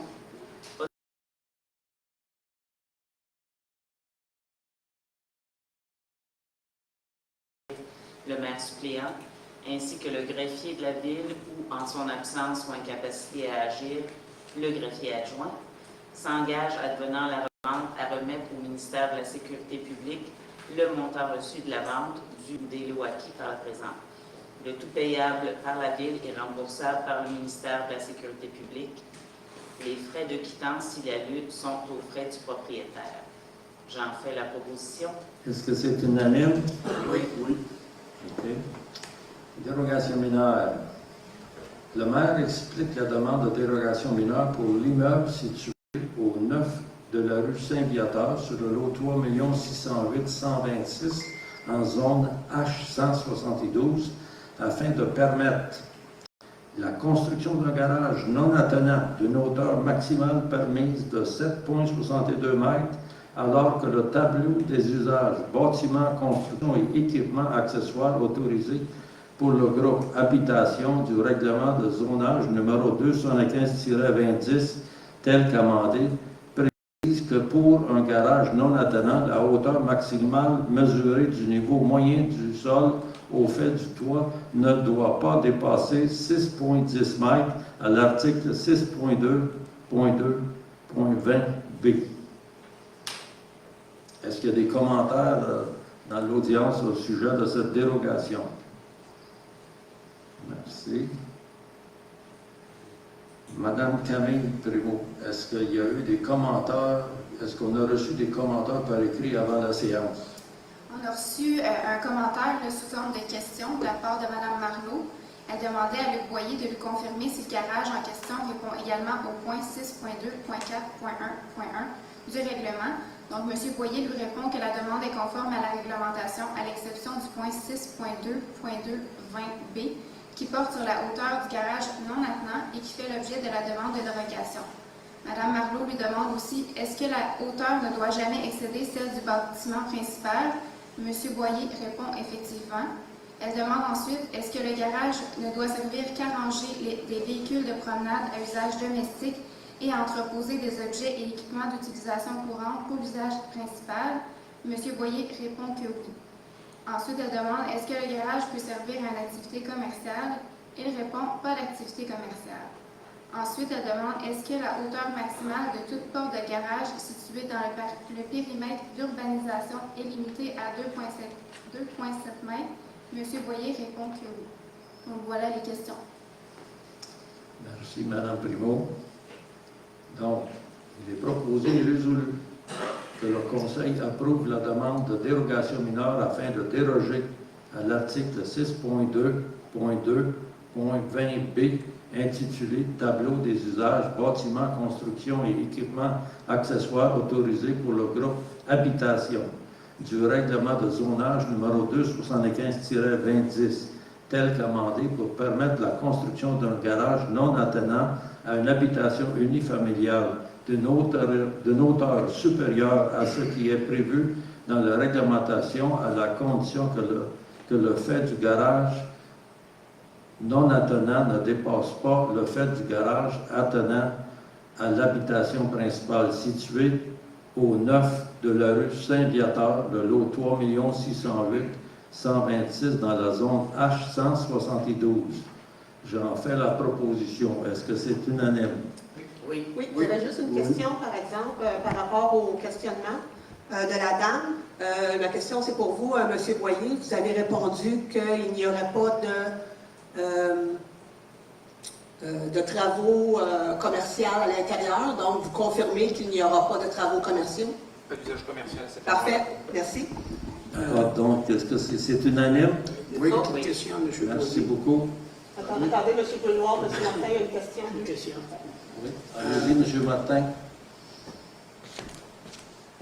Admettons que le garage il va être placé à la gauche. Si je fais face à la maison, elle va être placée à la gauche.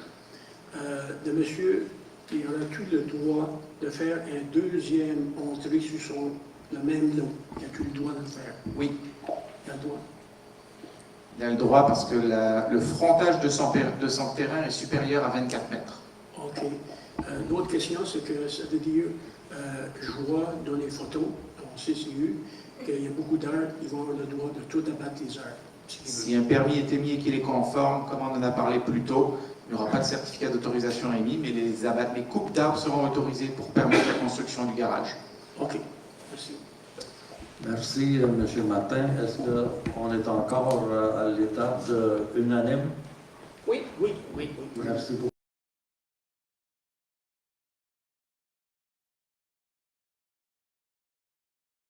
À la suite d'une recommandation formulée par le Comité consultatif d'urbanisme, que le Conseil approuve la demande de PIA pour le remplacement de 10 fenêtres pour le bâtiment situé au 10 rue de la rue Hôtel de Ville, sur le lot 3 607 878, secteur centre-ville, en zone H9. J'en fais la proposition. Est-ce que c'est unanime? Oui. Merci beaucoup.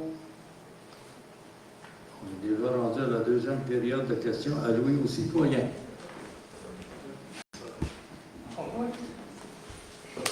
Juste une question. On vient de procéder à l'embauche d'un agent à l'information au service d'urbanisme.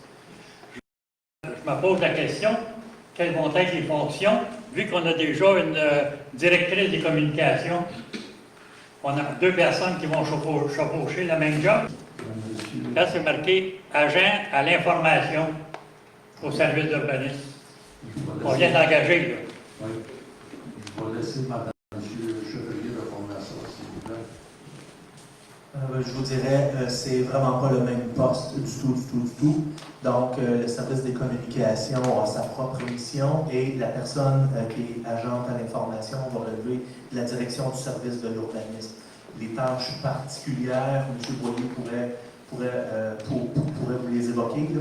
Je ne les connais pas toutes par cœur, mais M. Boyer va le faire. Les tâches principales de l'agent à l'information n'ont absolument rien à voir avec la communication et les médias, la façon de communiquer avec la ville à l'extérieur. C'est de recevoir les demandes, de transmettre les demandes aux inspecteurs et de faire les suivis auprès des citoyens quand il y a des dossiers dans le cadre de demande de permis et de certificat d'autorisation. C'est purement en lien avec le service de l'urbanisme.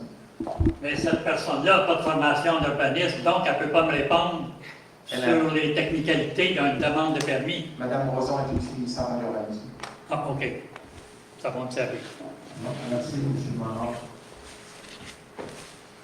Mr. Brown. Hello. I want to thank you for the last 4 years. Madame, quand vous êtes en parlé avec le travaux utiles, Public Works, oui. m'a dit pour quelle raison on ne peut pas mettre des travaux de vitesse à Pointe-Séguin. Nous avons eu déjà des travaux de vitesse. Ils ont eu des études qui disaient que ça n'aidait pas à la vitesse, c'était difficile l'hiver quand on faisait le déneigement. Moi, je prends leurs recommandations, c'est les experts, c'est sûr que c'est pas moi l'experte. Quand j'ai posé une question, il m'a dit, c'est vous, le conseil, qui décide. Vous donnez le OK. Mais les carreaux de vitesse étaient placés avec les boulons. On enlève l'hiver. OK. Est-ce que vous avez une objection? Moi, je n'ai pas d'objection. On peut passer un règlement ou donner un OK pour mettre. Ben, parce que nos enfants, il y a un risque. les animaux. Il y a plusieurs personnes avec les chiens qui passent. Il y a beaucoup trop de vitesse. On est obligé d'aller là-bas. C'est supposé pas nécessaire quand il y a 2 personnes à pied. C'est supposé respecter. La vitesse, là, c'est 40. Oui. Mais probablement 30 avec la nouvelle loi. Dans les parcs. Il n'y a aucune pancarte pour la vitesse sur ce chemin-là. Oui, peut-être en haut, il y a une autre. Ah oui? C'est bon. C'est nouveau. L'autre, je demandais, remplace-les, je l'ai jamais fait. Ben, je suis là, pas 32 ans. Moi, j'accède la vitesse, souvent. J'essaie de ralentir, moi. You know, I go too fast too, but speed bumps help. Quand j'ai parlé avec Carole, il m'a dit, oh ben, tout le monde veut faire ça. Ben, évidemment, le lecteur n'était jamais à Montréal, Westmont, Outremont, Indéji, Hudson. Il y a des tests partout. Il y a 2, 3, 4 sur une bloc. C'est temps. Aussi, juste une dernière chose à dire.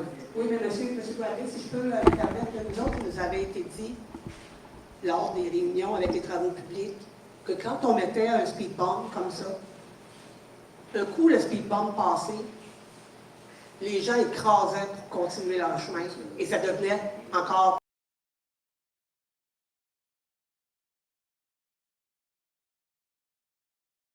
décision avec les recommandations qui nous sont données puis les faits apportés dans le fond.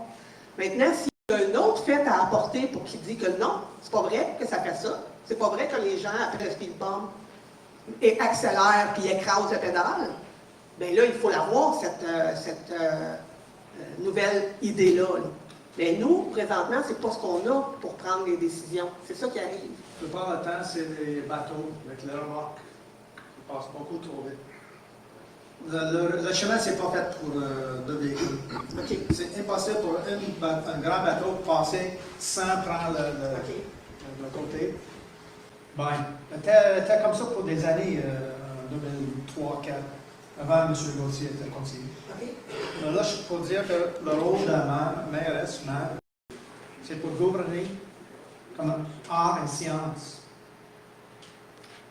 résoudre des problèmes. C'est très facile de chuter, de ne pas créer des problèmes, d'ignorer des problèmes. Dans les dernières quelques années, pour moi, il y a beaucoup qui ignorent des problèmes. Et pour examiner des nombreux flux des données, des pistes d'information, il y a plusieurs. Des fois, ça prend des spécialistes, des experts, mais aussi des citoyens. On a des citoyens ici qui sont retraités, des ingénieurs, des anciens directeurs.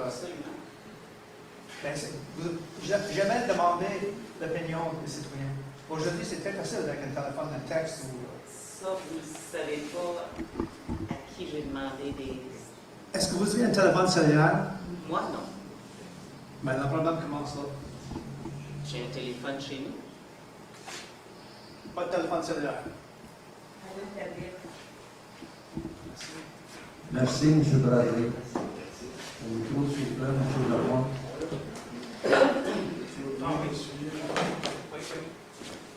Sorry. Juste remettre votre masque aussi, M. Bradley, s'il vous plaît.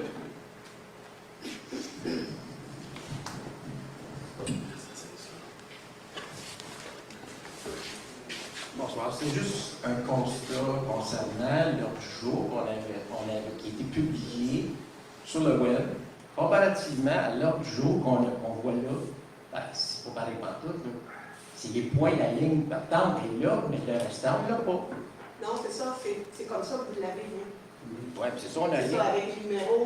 Oui, mais c'est parce que quand on voit ça, ils ont peut-être plus apte à l'étudier et poser des questions. Les citoyens qui ne se déplacent pas pourraient poser des questions aux autres aussi par rapport à ce qu'ils lisent. Mais quand tu as juste le titre, ben là, ça ne donne pas grand-chose, puis je vais vous dire, personnellement, je suis certain qu'il y a 80% du monde, bon, on pose d'autres choses. Fait que les gens n'ont pas d'intérêt. Il faut le susciter l'intérêt. Puis l'autre affaire, j'en ai déjà parlé de ça, les acronymes. Là, tantôt, 5.1, le défi FRAS. C'est quoi, FRAS? C'est une course qui va être organisée dans les sentiers de l'Escapade. Oui, c'est FRAS, ça veut dire quoi? C'est un acronyme. Fondation, Monsieur Lapointe, Fondation des ressources alternatives du Sud-Ouest. Ah, bon. Parce que c'est pas nous qui écrivons ça. Parce qu'ils l'ont fait avec le CAG, là, la gestion. Là. C'est tout. Merci.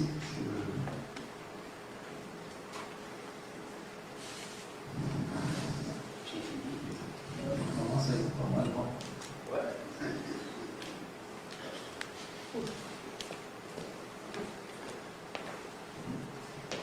J'ai vu qu'il y avait un appel d'offres qui avait été annulé puis relancé par la suite, mais il y a comme peu de détails sur pourquoi, qu'est-ce qui s'est passé. Est-ce que c'était possible d'avoir plus de détails pour notre culture générale? Monsieur Servier, peut-être vous pouvez répondre à... C'est l'appel d'offres pour les ventes... Madame Prisonnier. En fait, l'explication était dans les considérants. C'est seulement là, que les deux solutions n'étaient pas conformes, donc il manquait des documents qui étaient requis là, dans l'appel d'offres. On espère qu'on va le relancer, que là, ils vont répondre correctement. Voilà. OK, merci. Merci. Est-ce qu'il y a d'autres questions? Merci beaucoup. Voilà la prochaine étape. Période d'information ou de commentaires alloués aux membres du Conseil. Madame Frigo du district numéro 1. Bonsoir tout le monde. Merci d'être venu ce soir. En premier lieu, je voudrais vous dire que je suis vraiment, mais vraiment contente que ce soit la dernière ce soir.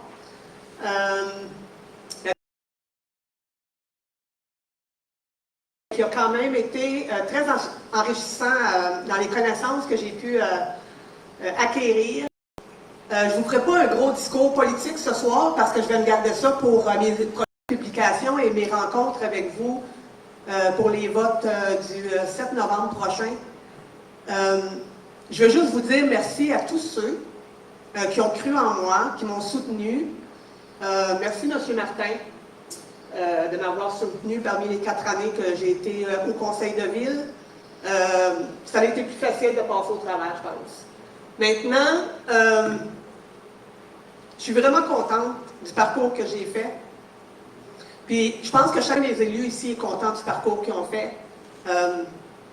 Puis, j'espère que les citoyens vont être en grand nombre pour aller voter le 7 novembre.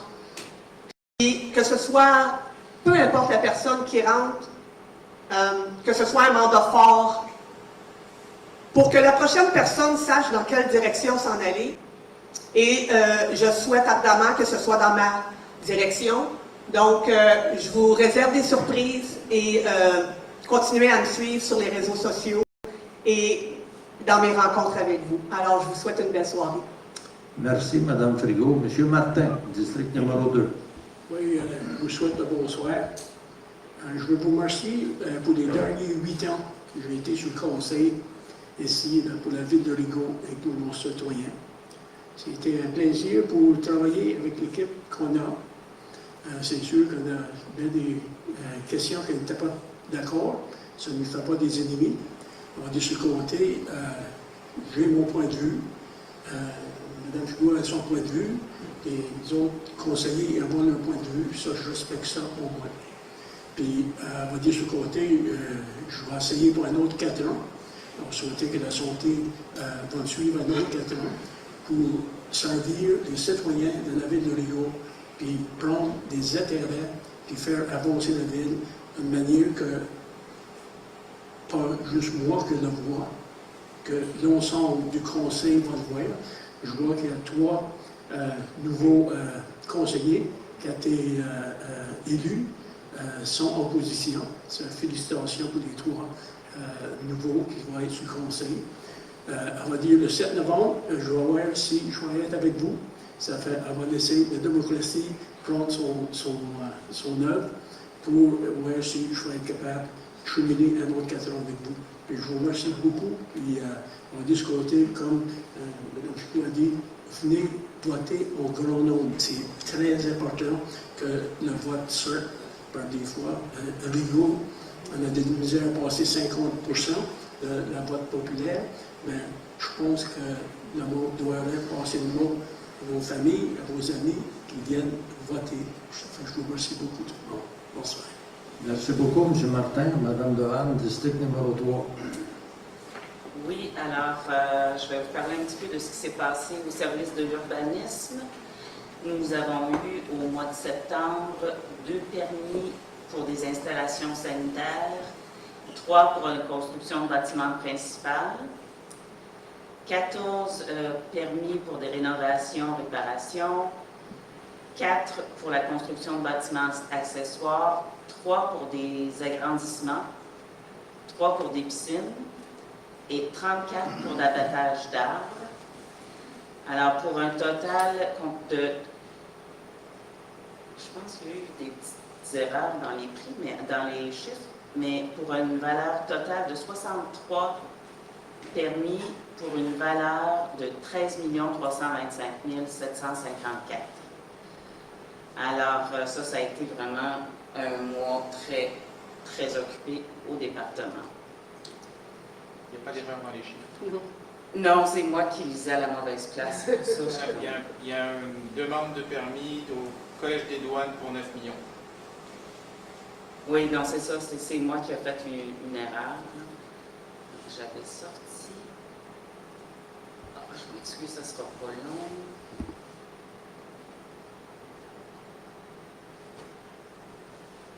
J'ai quelque chose à vous dire à propos du Festival des couleurs qui a disparu. Bon. Il est revenu. Alors, c'est en fin de semaine le Festival des couleurs. Je m'excuse, tout disparaît.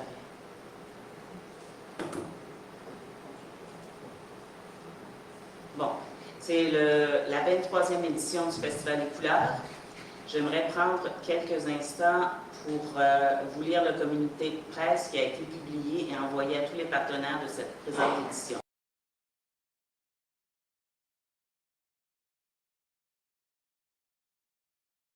Que nous vous encourageons à profiter. Alors, le communiqué a été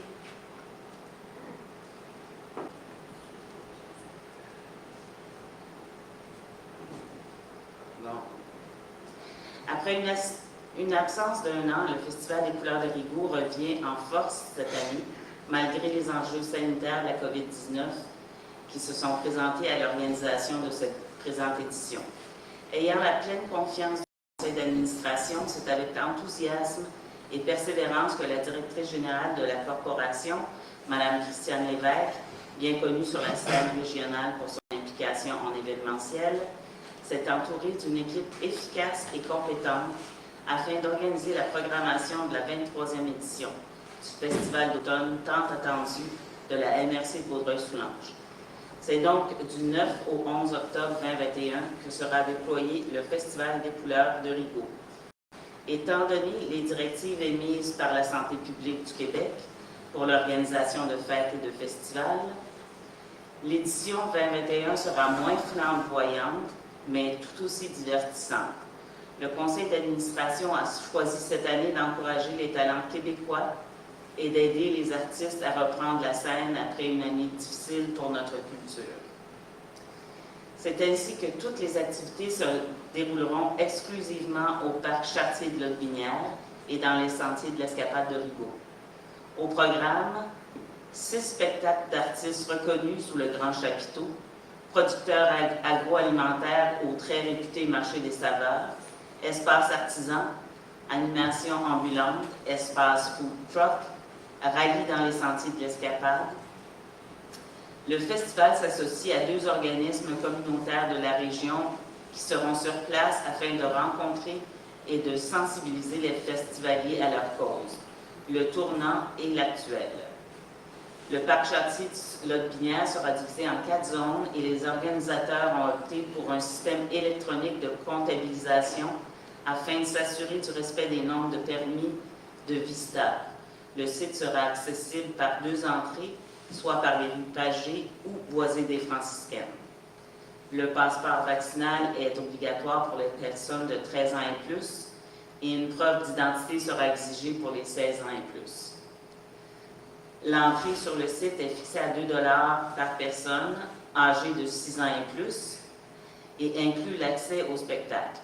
Considérant qu'un registre de tous les visiteurs est obligatoire et qu'il pourrait y avoir de l'attente pour entrer sur le site, dû aux mesures sanitaires à appliquer, il est fortement conseillé d'acheter votre billet d'accès journalier en ligne en cliquant sur la pastille de la journée désirée sur le site du festivaldescouleurs.com.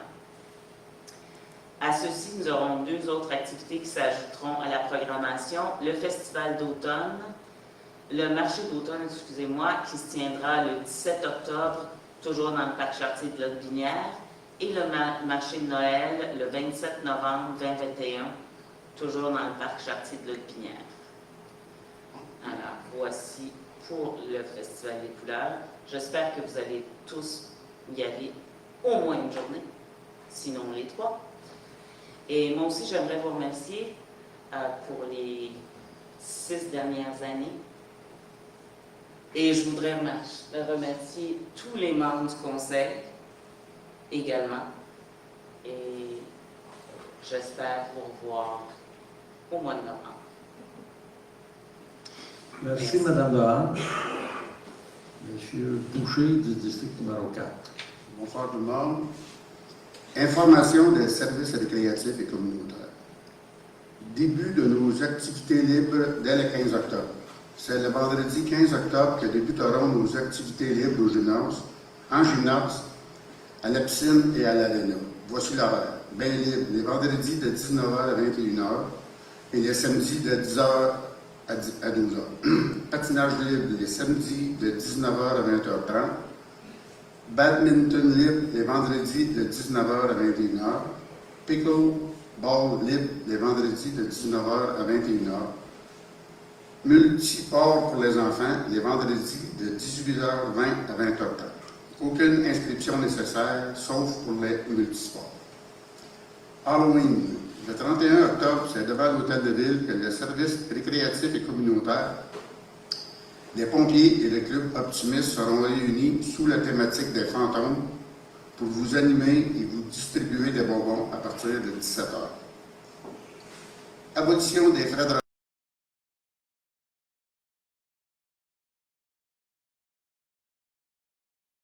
aujourd'hui. À partir de demain, il n'y aura plus de frais de retard à la bibliothèque municipale. Par conséquent, la durée d'emprunt des documents demeure la même et si vos documents ne sont pas rapportés à temps, les employés communiqueront avec vous afin de vous rappeler que vous avez des documents à rapporter. Nous vous demandons votre collaboration pour nous rapporter les documents, même si nous ne facturerons plus des frais de retard, ce qui fait le tour des services récréatifs. Moi aussi, à mon tour, je voudrais remercier les citoyens de Rigaud et surtout les citoyens du District 4 pour leur confiance au cours de mes derniers mandats, que j'ai vraiment fait l'honneur pour moi de vous représenter. Je remercie aussi, moi, tous mes collègues du Conseil, ainsi que l'administration municipale, les employés de la direction et les employés. Et je tiens à féliciter tous les candidats élus par acclamation, soit Kevin, Marc et Alain. Félicitations à vous trois pour votre futur mandat. Et je voudrais souhaiter bonne chance à tous les candidats, en espérant que les gens de Rigaud votent en grand nombre, parce que c'est très important pour la santé de la démocratie. Je souhaite une bonne campagne dans le respect et la bonne humeur à tout le monde, que les gens votent en grand nombre. Merci beaucoup. Bonne soirée. Merci beaucoup, M. Boucher. M. Lalonde, district numéro 5. Oui, merci, M. le maire. Donc, au niveau du mois de septembre pour le service de sécurité incendie, donc au niveau de la formation, il y a eu 16 activités de formation, donc 3 entraînements, une séance de formation pompier 2, 9 séances de formation d'officiers au Collège Montmorency de Laval et 3 séances de formation pratique d'opérateur de pompe. Au niveau des interventions entre le 1er et 30 septembre, ils ont répondu à 21 appels, Parmi ceux-ci, 2 alarmes en fonction, 4 accidents de la route, 3 accidents impliquant des fils électriques et 3 vérifications. Ils ont eu recours à l'entraide à 3 reprises et sont allés porter main forte à d'autres services de la région à 4 reprises, toujours au mois de septembre. Au niveau de la comparaison, donc au 30 septembre 2021, ils ont répondu à 168 appels incendie, comparativement à 176 appareils d'alerte l'année passée, en 2020. Au niveau des premiers répondants, ils ont répondu à 50 appels entre le 1er et 30 septembre. Le service va toujours bien. Toutefois, il ne répond toujours pas sur les appels COVID-19. À titre comparatif, 30 septembre 2021, ils ont répondu à 405 appels, premiers répondants, comparativement à 212 appareils d'alerte l'année dernière. Donc, c'est ce qui fait le tour de notre service de sécurité incendie. Moi aussi, je remercie les gens qui m'ont supporté les 8 dernières années. J'ai été 8 ans comme élu municipal. J'ai adoré mon expérience. C'est pour les futurs élus et les futurs, appelez ça comme ça, c'est une expérience formidable. C'est pas toujours facile parce que tu veux pas déplaire, mais par ta réponse, ben, tu déplais tu peux pas faire plaisir à tout le monde. Moi, c'est ce qui termine tout près de 30 ans au sein de la ville de Rigaud. J'ai été tout près de 22 ans à l'incendie et 8 ans comme élu, donc je retire ma révérence et je sors la tête très haute de ce mandat de 30 ans, mon propre mandat. Et je tiens à féliciter tous les gens qui ont osé poser leur candidature. C'est très enrichant et je remercie l'ensemble du conseil pour leur appui, leur effort, l'incompréhension et la compréhension. Donc, des dossiers pas faciles, des dossiers faciles, mais c'est ce qui fait la force d'un groupe. Donc, merci et félicitations à tout le monde. Merci beaucoup, M. Lalonde. M. Gauthier, district numéro 6. Le rapport service technique des infrastructures de la ville de Rigaud sur une période d'1 mois.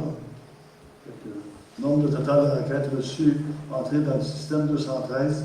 Nombre de total de requêtes traitées 27. Nombre d'appels au service 360. Information sur les collectes. Nombre de tonnes métriques, collecte matière résiduelle 2020-2021, 155,59 en 20. Facture non reçue.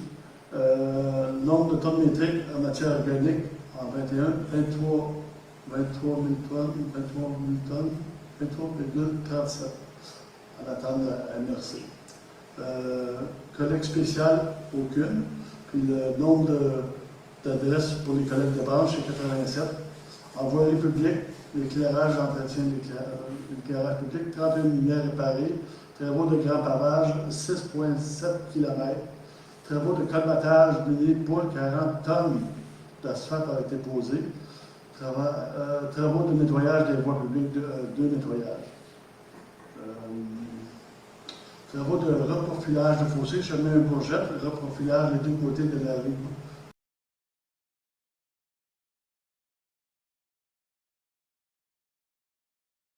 De reprofilage de fossés. Traitement des eaux, aucun. Rinçage. Période de restriction du 1er août au 31 août.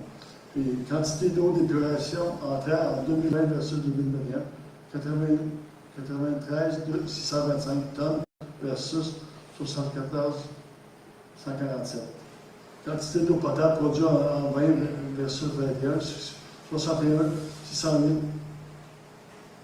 versus 67 389 mètres cubes. Formation professionnelle, personnelle, aucune. Projet ponctuel d'information, reconstruction de la section des trottoirs de l'amour, route de grand pavage, programme annuel d'entretien de la paix, Gilles, Robert-Lionel-Séguin, Saint-Thomas, des Prairies, Saint-Georges, Bourget, Pointe-à-la-Raquette, Pointe-Séguin, d'Amour. Création de nouvelles bandes cyclables, chemin de la baie et des Prairies.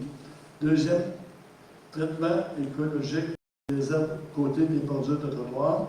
Ensuite, installation d'un afficheur de vitesse sur le chemin de la baie, nouvelle zone de 50 km. Plantation de 11 arbres sur la rue de la coopérative. Plantation de 19 arbres sur la rue Chartier. Amélioration des rajouts de paillis dans les aires des jeux de parc. Pointe-aux-Sables, Wilfrid Lalonde, de la Nova, François Chevalier et frère Alain Léo. Donc, c'est ce qui termine le rapport pour les travaux publics. Puis moi, personnellement, je voulais remercier, je n'ai pas tellement écrit, là, mais élu en 99, dans l'autre millénaire, avec l'équipe de M. Oiseau, que je remercie pour l'apprentissage. Nous avons fait 3 mandats ensemble. Donc, au total, 5 mandats. Les 2 derniers avec M. Grégoire et avec nos élus, que je remercie. Je remercie aussi l'administration, nos employés, la direction, puis la population et la famille.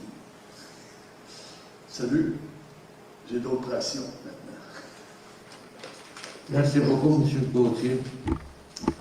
Bon, ça, finalement, c'est rendu à mon tour. Je voudrais aussi souligner l'apport des 3 élus qui ont été élus par acclamation. Votre défi va seulement commencer. Ça va commencer par les formations obligatoires qui s'en viennent dans le proche avenir. Je voudrais surtout aussi remercier tout le monde, à partir du conseil, l'administration, les employés de la ville qui ont supporté la ville de Rigaud pendant les derniers 8 ans, surtout pendant les inondations. C'est là qu'on a vu qui était capable de se lever debout et être compté. Je vous avoue que la 2e inondation de 2019, je l'ai trouvée extrêmement pénible. Ce que j'ai trouvé le plus pénible, c'est le rétablissement. D'appliquer les règles gouvernementaux envers les citoyens, puis qui ont joué dans leur patrimoine, et tout ça. J'ai trouvé ça, personnellement, évident. J'ai encore des situations aujourd'hui qu'on discute avec le monde, que les gens trouvent ça pénible.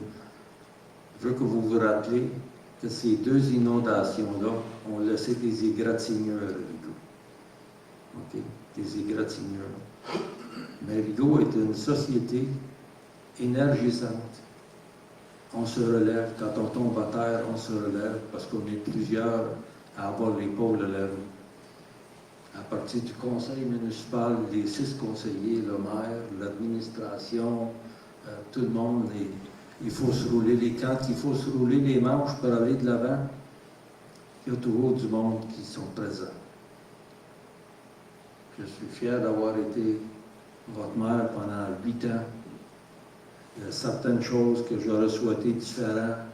Mais vous savez, on ne fait pas nécessairement ce qu'on veut, on fait ce qu'on peut parce qu'on est plusieurs à décider et puis on prend la meilleure décision. Je veux que vous soyez, le message que je veux surtout vous poser, que le Conseil a toujours pris les meilleures décisions avec tous les éléments de décision qu'on avait pour décider. Sur ça, merci et bonsoir. Madame Frigo. Oui, alors, pour la dernière fois, pour la levée de la séance, les points à l'ordre du jour étant tous épuisés, il est proposé et résolu que la présente séance soit levée.